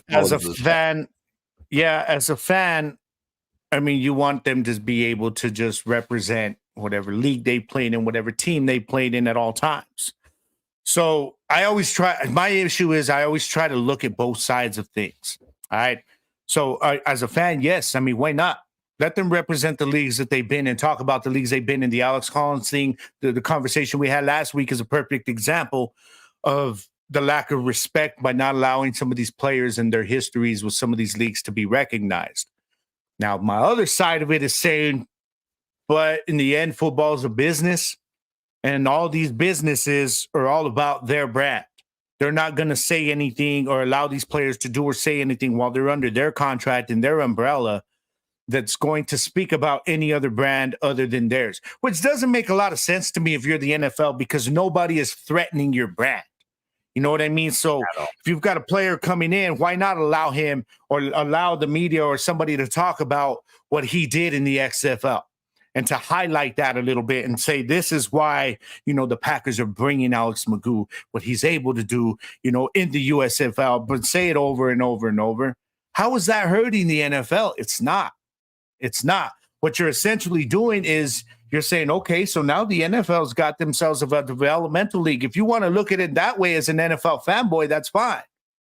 But make sure that you show the respect where it's due and talk about the leagues these guys made their names in.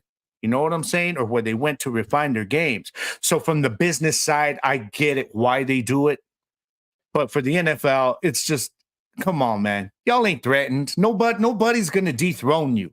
You know what I mean? So it's okay just to let the media and these teams talk about where some of these guys are coming from and what their accomplishments in the spring leagues or in the Canadian League. It's all right to do that because all you're doing is hyping up a player that is now under your umbrella and under your brand. Definitely. I agree with Rick Rockers and I agree with you to a certain extent. Now, Jake, this is why I do that all the way. Why?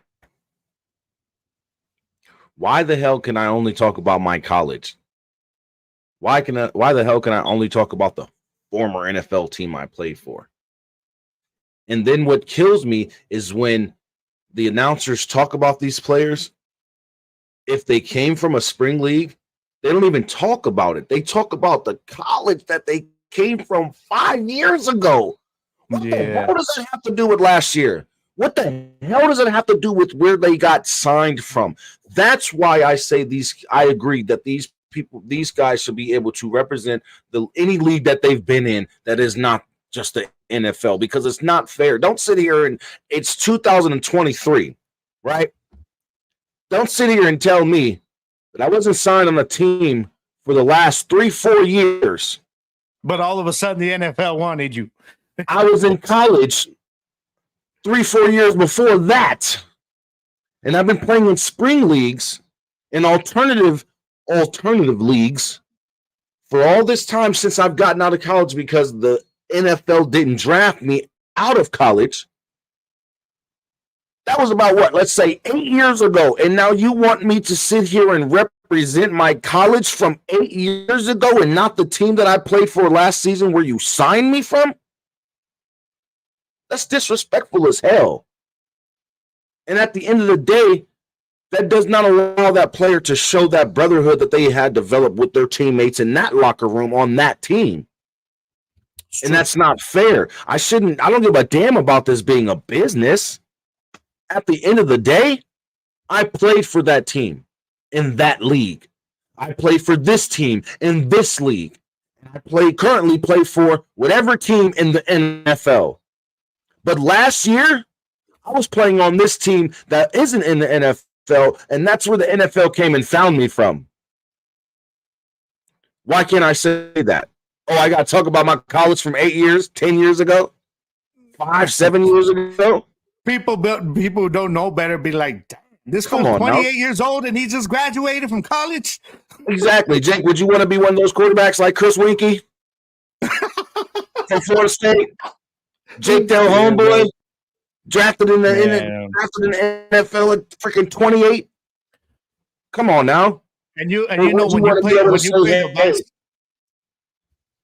I sat here and I grinded, developed my skills in these current spring leagues. These current, you know what I love about the XFL and USFL when you watched them this year, is they have no problem, and rightly so. They know how to use it. They have no problem highlighting which teams these guys used to play for in the NFL.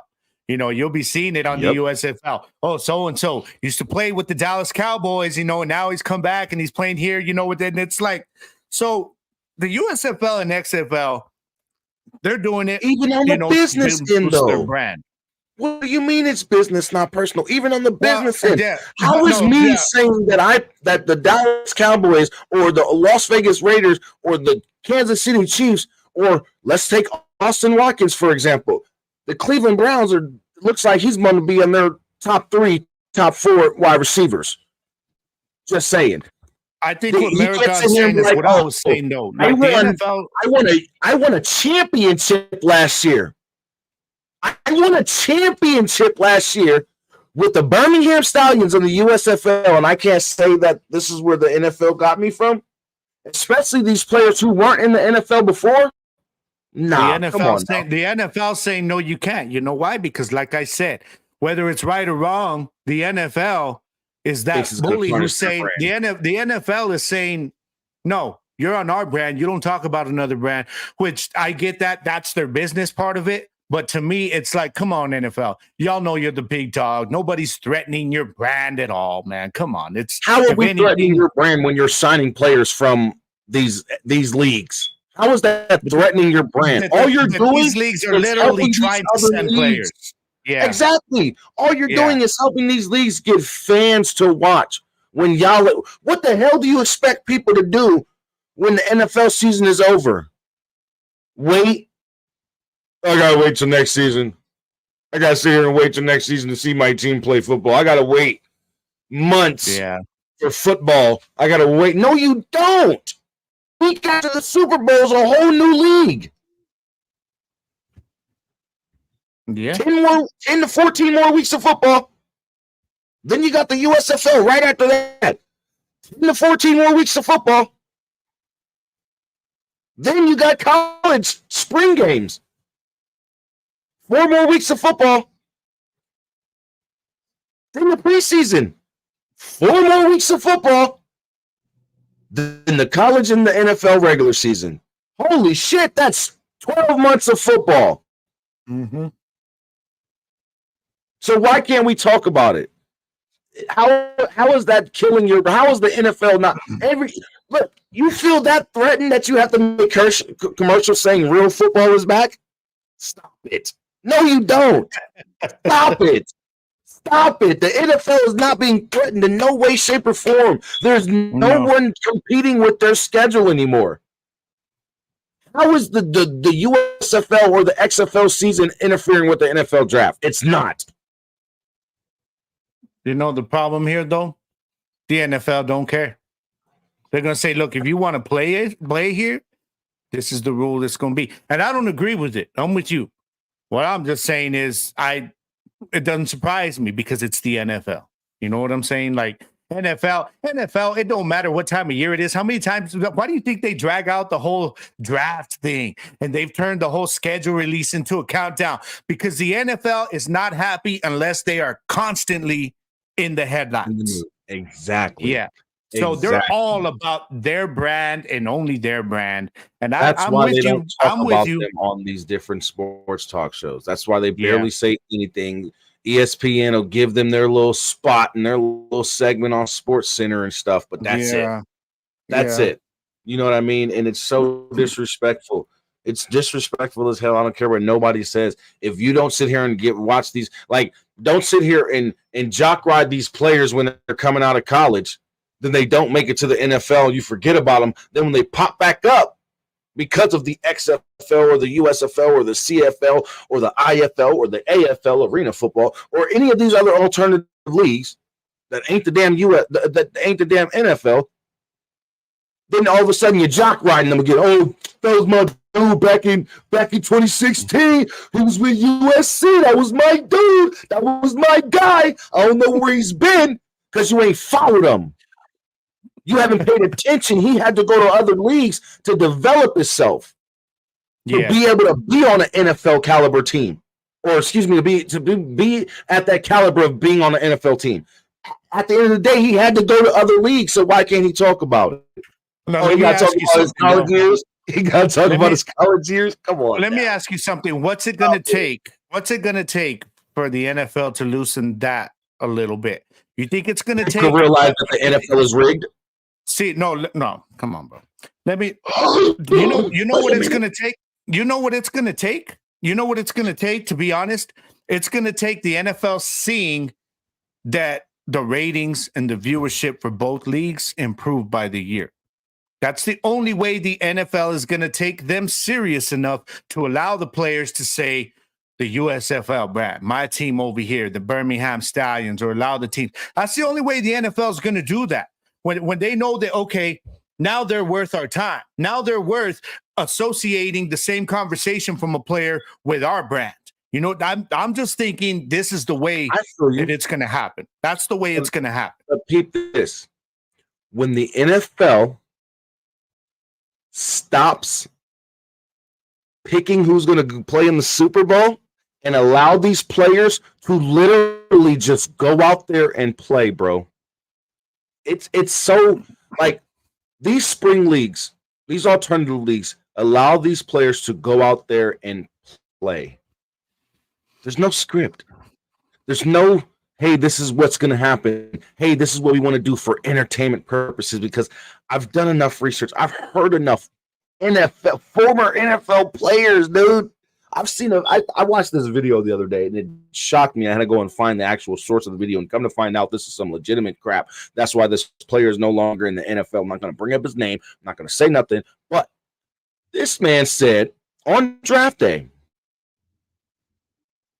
he knew he was getting drafted. He knew what position he was getting drafted in, right? They told this man when he signed his contract that he was going to tear ACL, but he's not going to tear his ACL. He's going to do all these good stuff. He's going to tear his ACL. He's going to come back. It's going to be, comeback player of the year. And also, and he's like, for real? Bro, and he signed the contract. So my thing is, once all this business crap gets out of the way and you let these players just play, the NFL won't have no choice but to recognize where these other players are coming from, because now we're going to see real football games in the NFL. Like we're seeing real football games in the USFL. The NFL is a business first, though. And because of the amount of money it brings in, that business thing is never going to go away. It's always going to be first because of how big it is. I mean, there is so much money. It brings in so much money, man. We'll never get that recognition. And you know what? I think they recognize that now, which is why they're not trying to compete with the NFL. You know, all they're trying to do, like Dwayne Johnson says, man, we're trying to be another outlet here. You know, we're trying to be another pathway, and they can be that successfully. So that's why, again, it comes back to the fans. We got to support these leagues, man, because it's not because of that, what we just talked about, they're not going to survive because of the NFL. You know, they can't depend on the NFL to support to survive. It's not going to happen. What's going to make it survive is us. We're the ones that are going to make this thing, you know? This too. A spring league player leading an NFL team to a championship, but it would have to be like this. Alex Magoo leads the Birmingham Stallions to a USFL championship, and his very next season goes into the NFL and wins a Super Bowl championship. Then they would have to. It would have. I promise you, it'd have to be something like that. You know what I mean? If something like that happened, then that person himself, Alex Magoo, would be like, well, you know, I knew coming into this season, coming off the experience I had of winning the USFL championship with the Birmingham Stallions, boom, recognition right there. You feel what I'm saying? Yeah. Like that's how it would have to be done in all actuality. I think that's the only way, really, or like you said, you know what I mean? That's really the only way it's going to be shown. All right. Question 3, because you didn't spark a whole damn debate hit. Question 3. I ain't got much time, man. I got to go to work. Right. How do you think contracts should be handled? Like, for example, their skills or by how many major games they win? Oh, no. No, this is tricky because contracts are, I mean, it's really more about what you do individually. You know, it's not really more about major games. I mean, unless you're a quarterback, it's not always about, you know, skills, because the skills are what get you drafted. You know what I mean? That's what gets you recognized. Right. It's really about your individual performance. Real talk. So it's really about individual performance. That's how the contracts are done. And so that's kind of like skills are by how many major games. I don't think the major games has a lot to do with the contracts. I mean, it's enough that like if you come in as a backup and you lead your team in a playoff run, then you've earned another contract, obviously. Right. But I think when you're talking about big contracts, that's all about individual performance. All about individual performance and skill, but also the major games comes into play when it's playoff games, Super Bowl, NFC, AFC championship games, something like that. But as far as the quarterback position now, major games does matter, because if you're sitting here putting on shows, you know what I mean, and pulling comeback wins out of your ass, then you're going to get a big contract. You know what I mean? If you're sitting here down 20, 10 minutes left to go in the fourth quarter, and you got to score 20 points or more to win the game and hope your defense prevents the other team from scoring, and you make that happen, and you play hurt, you play injured, show that grit, showed all different type of determination and this, that, and the third, then winning major games has a part in it. But as far as, like Gabe was saying, getting those big contracts based off performances in those major games, it's based off of your performance in those major games. It's based off your performance throughout the season in games that really don't matter but matter. You know what I mean? Because every regular season game matters until you start getting into the end of the season, depending on your record. If you're like the Philadelphia Eagles were last year, where they're looking at only, 2 losses, down the stretch, they weren't really tripping, but their individual performance never stopped. Yeah. You know what I mean? Yeah. So it's always going to be about the individual performance. And that's why, I love how you pointed out the quarterback position, because when it comes to contracts, there's a reason that the quarterback has the highest market value, because of the fact that everything that we just said is looked at in a quarterback contract negotiation, from their big game performances, their skill and talent level, and their individual performances game to game. All of that for a quarterback goes into their contract talks. Where on the other side, you can look at a guy like, let's say, for example, CeeDee Lamb.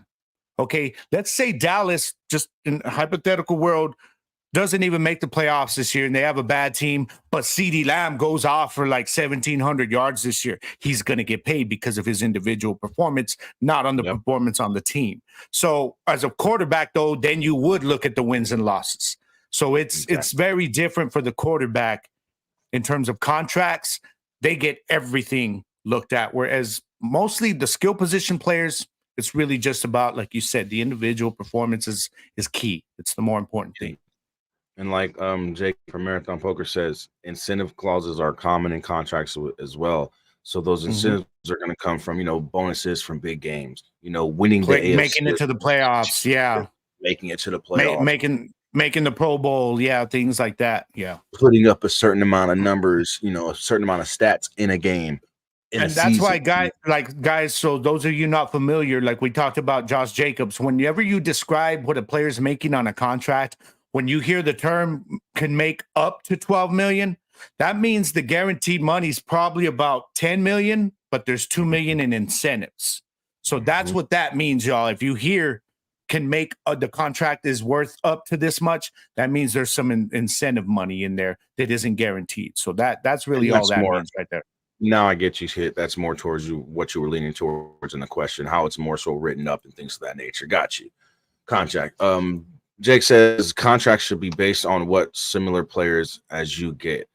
And I agree with that if your stats are there. If you're performing at a high level like another player at your position is performing and you deserve that money, then definitely you should get that similar type of contract, if not more, but it depends on your individual performance. So, it really, look at Kurt Warner in the Arena League. He got extra pay for each touchdown he threw. Yeah, those different incentives, those are the different incentives. In the NFL, if you throw a certain amount of touchdowns in a season, you're going to get a certain incentive. you throw, a certain amount of interceptions, you're going to lose that incentive that you would get, that little bonus that you would get. If you fumble the ball a certain amount of times, you will lose the bonus compared to score as a running back scoring 15, 20 touchdowns, rushing touchdowns in a season. You know what I mean? Then you'll get that bonus for rushing 20 touchdowns in a season. Then you'll get paid. Or how many times do you see a player? How many times do you see a player like their incentive is if they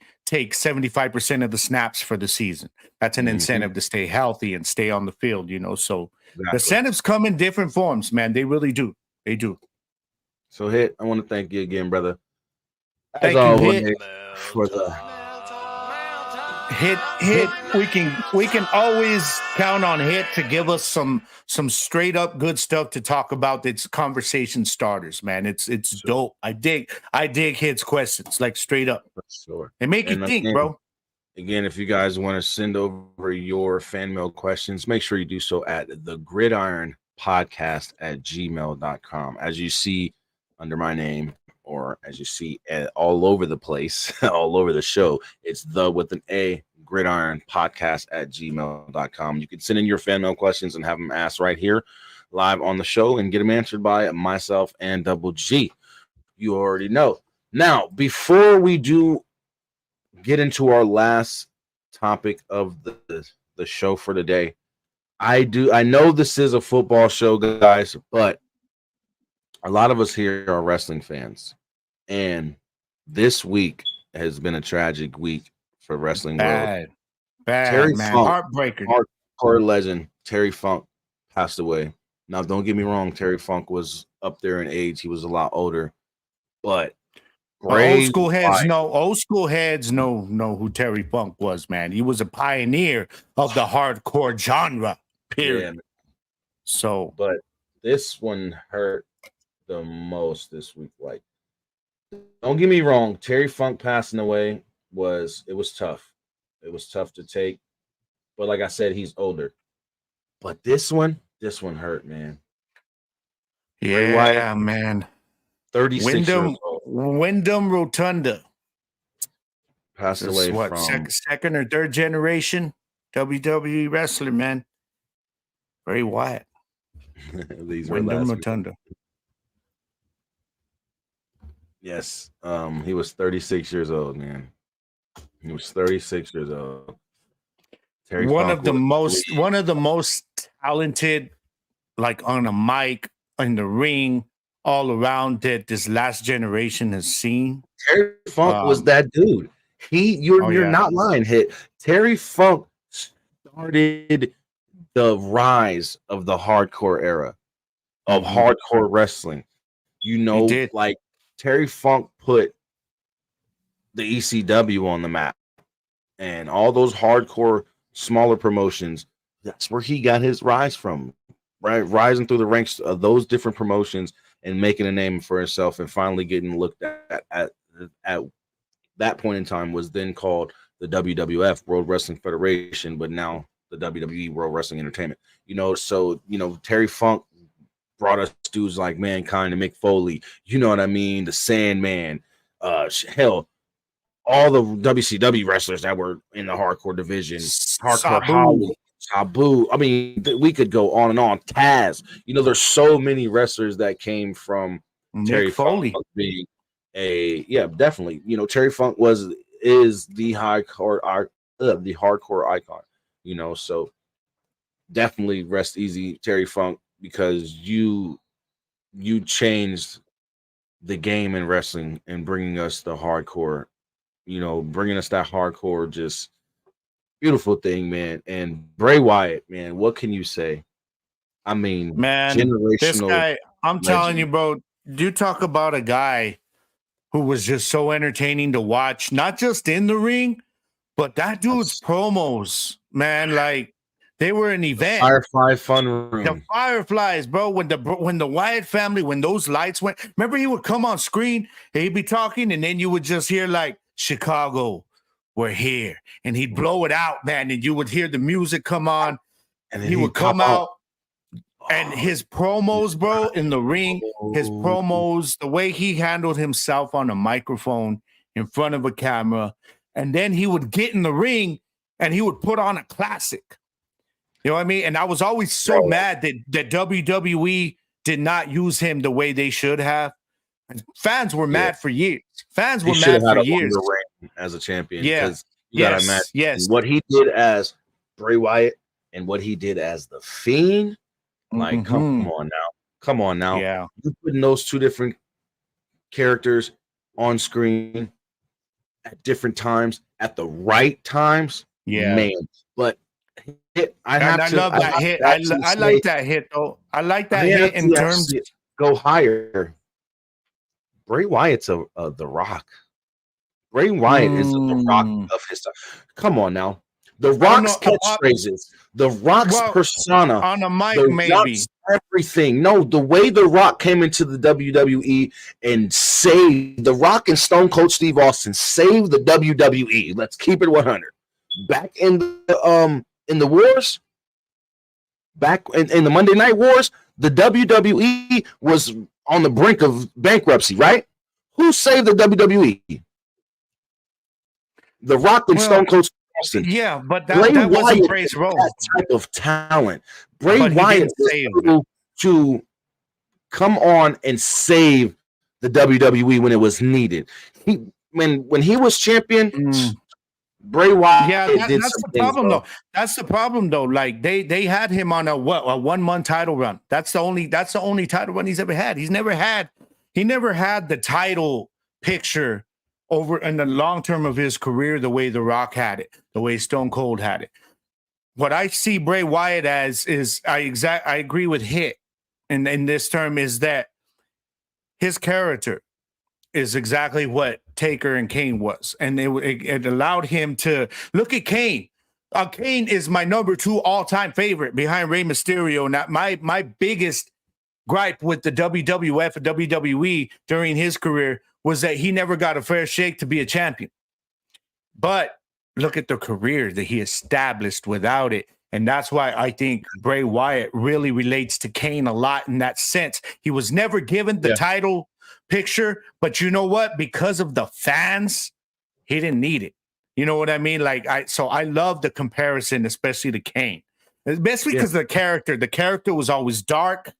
Very unpredictable. Except the one thing Bray did have, though, that I will, like you say with The Rock, his ability, the persona in front of a camera and on a microphone. Bray Wyatt was money. I loved his promos, dude. I absolutely loved watching this dude. When you put Wyndham in front of a mic, it wasn't Wyndham anymore. It was Bray. Exactly. It was. You knew you were going to get something good. It was the leader of the Wyatt family. It was a whole new personality on that microphone. And Bray Wyatt did it better than better than half the motherfuckers to really do it. When it comes to that mic play, Mr. Promo, he's definitely in the top 5. I agree. He's definitely in the top 5, top 10. We'll say top 10 because there's a bunch. I mean, who can outdo Ric Flair though? I was just saying. You know what I'm saying? Another one I always like to look at. Dusty Rhodes is another one. Yeah, Dusty Rhodes, man. So you know how time. I love Dusty Rhodes, man. Dusty Rhodes was so good on a microphone. But yes, I agree with you. Bray Wyatt is definitely top 10 to ever put on a promo. He was always money. Anytime they put him in front of a camera, man, all eyes, you were just glued to what he was saying, man. Like that's the power he had. You know what I mean? And you put him in the ring, he was just as good in the ring as he was on a microphone. I do feel so bad. I feel so heartbroken for Braun Strowman and Brody and Luke, and then Luke's not here no more. It's just Braun and Brody were in there just crushed with the tribute. So if you guys go check out the tribute that the WWE did, well, I believe it's part 1 because I think on Raw they're doing another tribute to him as well. And I think AEW may be doing a tribute to him tonight on AEW Dynamite. So check out AEW Dynamite. I believe it's on TNT. I think it's AEW Dynamite, but I think they'll be also doing a tribute to Bray Wyatt as well. Because even though it's different promotions the wrestling community. It's all brotherhood. Yeah. They know each other. So, they're definitely going to be doing a tribute for him. It's just gone too soon, man. Rest in peace, both but of them. It was actually from a heart attack, if no one knows how he actually passed. Yeah. But college football's here, man. And the crazy thing is week 1 is 2 weeks long. If anybody doesn't know, week 1 starts today. We have Notre Dame and But it is. Week 1 is 2 weeks long. It starts today with Notre Dame taking on Navy in Dubai, I believe. I think. Oh, wow. Yeah, they're playing out there. And USC takes on.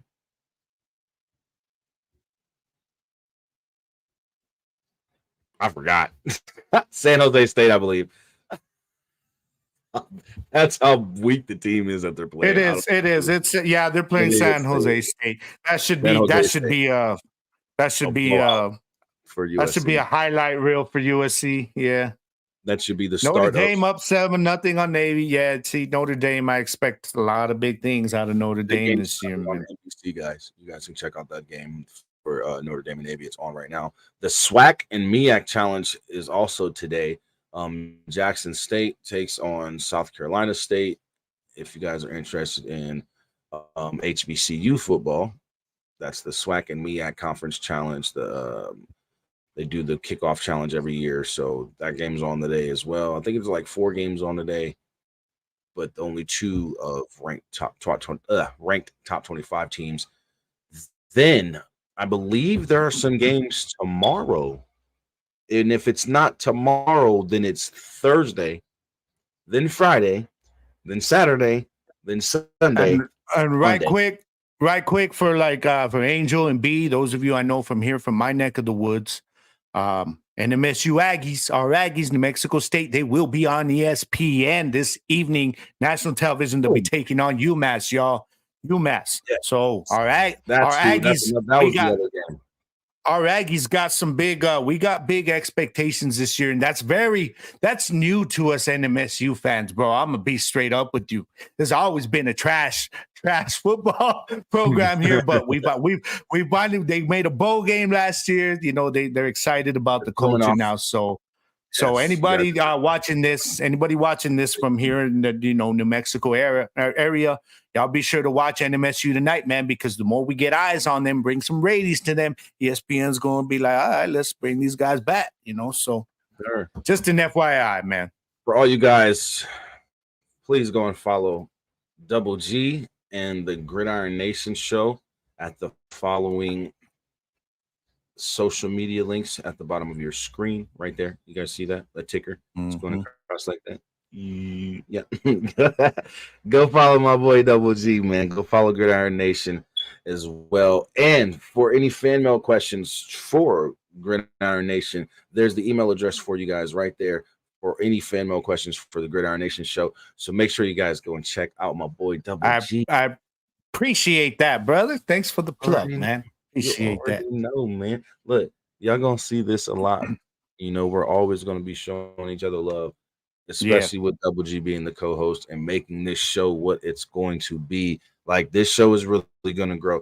Today we had a lot of people pop in. I was looking at the viewer count all day, man. We've had like 12, 13 people in here at one time. So today, it just shows me that I made a great decision by adding you in, brother. Appreciate that, bro. Thank you, man. Thank you. Thank you. And so for those of y'all, if you end up sending any of that that fan mail, if you get it in before tomorrow's show, I can read it on tomorrow's show. I won't be doing a live this week. I'm gonna be going live next week. But you'll be able to find my show by tomorrow night on YouTube. If y'all just follow me on those social medias down there, I'll let y'all know when it's up and ready to go, or you can follow me on Spotify, anywhere you get your audio podcast, and just click that little bell that tells you, it informs you, that notifies you when the new episode drops. So yes, sir. Y'all go on, man. And I'm going to be talking tomorrow's show. I'll be breaking down my predictions on the AFC North and the AFC South. My AFC North might surprise you a little bit like I did with the East last week. But I'm also going to go in on a little bit of what we talked about today as well. And y'all, I'll be talking some fantasy football tomorrow. It's my fantasy football preview episode. So y'all be sure to be looking out for that. All right. Get y'all fan mail questions in for his Blue Beetle segment, man, and his DC and Marvel and comic segment tomorrow on the show as well. So make sure you get those questions. I still got to send my questions over to you, brother. But thank you, B. I appreciate you, B. B always been showing me support and respect, man. Thank you, B. Nothing but love for you, girl. You already know this. You going up on me. I greatly do. Thank you for all of Gabe's viewers who are, transitioning over and checking out my show. Appreciate you guys, man. My show as well, man. I really appreciate you guys. I give you guys the utmost love and respect because you didn't have to.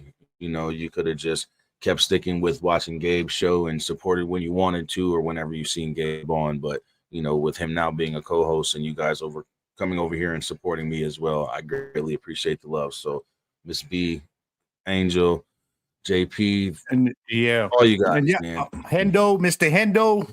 Yeah, and y'all understand, man. If we take off with this over the next year or two, y'all, and this thing takes off, you guys are coming with us. You know what I'm saying? So definitely. you guys are like you're the fan section, man. Damn it, Hit. He still want to talk about our Cowboys. Make sure you go follow the Gridiron on Spotify as well. Yes. Make sure you follow the Gridiron podcast on Spotify. Make sure you follow the Gridiron on. Oh, make sure you follow me. I'm sorry, on on Facebook. Those are both my channels. Jersey the King channel, that's my personal channel. Of course, go follow me and follow the Royalty Gamers and Podcast channel. Also, go follow me on Instagram at the Royalty Podcast channel as well. And that's about it for today, you guys. Again, college football season has started last week of preseason. You guys know how we feel about the big trade that happened last night. So any of you guys who didn't get to catch the beginning of the show, make sure you go back and watch. Make sure you like and share on both Facebook and YouTube. And if you are on YouTube, don't be selfish, y'all. Don't be selfish. All right, don't just keep us all to yourselves. Share it. Share it with everybody. All right. Share the love, man. Share the love, man. Because that's just going to help us get bigger, and that's just going to bring us into more football fans. More football fans are going to start watching, you know what I mean? And more football fans are going to get interactive with us. Yeah. And guess what we get to do? Transition their ass over to the XFL and the USFL, baby. That's right, baby. Know. That's right. It's all a plot. It's a plot. It's all a plot, baby. But again, we want to thank you guys for being here. Also, Gang Nation Show will be back this Tuesday and Thursday. I'm looking to have the Predator couple on this Thursday. So make sure you guys be ready for that. If we don't have a show this Tuesday, it will be because of no news or no guest. I don't have a guest this week for Tuesday, so there may not be a show Tuesday, but for sure this Thursday I will have the Predator couple on. They will be on live at 2 p.m. Pacific Standard Time on the Fan Gang Nation Show, live on YouTube, Facebook, and Kick.com. So make sure you guys are there this Thursday. It's going down. The Predator couple will be in the building, so make sure you guys will be ready for the comeback or a new episode of the Fan Gang Nation Show. We all bite, baby. This is the Gridiron. I'm Jersey the King. Y'all already know. It's WG. Live, Las Vegas, Nevada. Las Cruces, New Mexico. That's Gridiron right, baby. is taking over the world, baby. We love y'all. I want to thank y'all for being here. And Double G, man, I will see you next week. I will see you next week, brother. And like we say it every single week, man, when y'all go into this week, keep your chin in the wind. No matter what life's throwing at you, y'all. You already know all you got to do is adapt. So all you got to do, the words of the great Bruce Lee, is be water, my friends. The Gridiron Show, baby. We're out. We love y'all. Thank y'all. Peace out.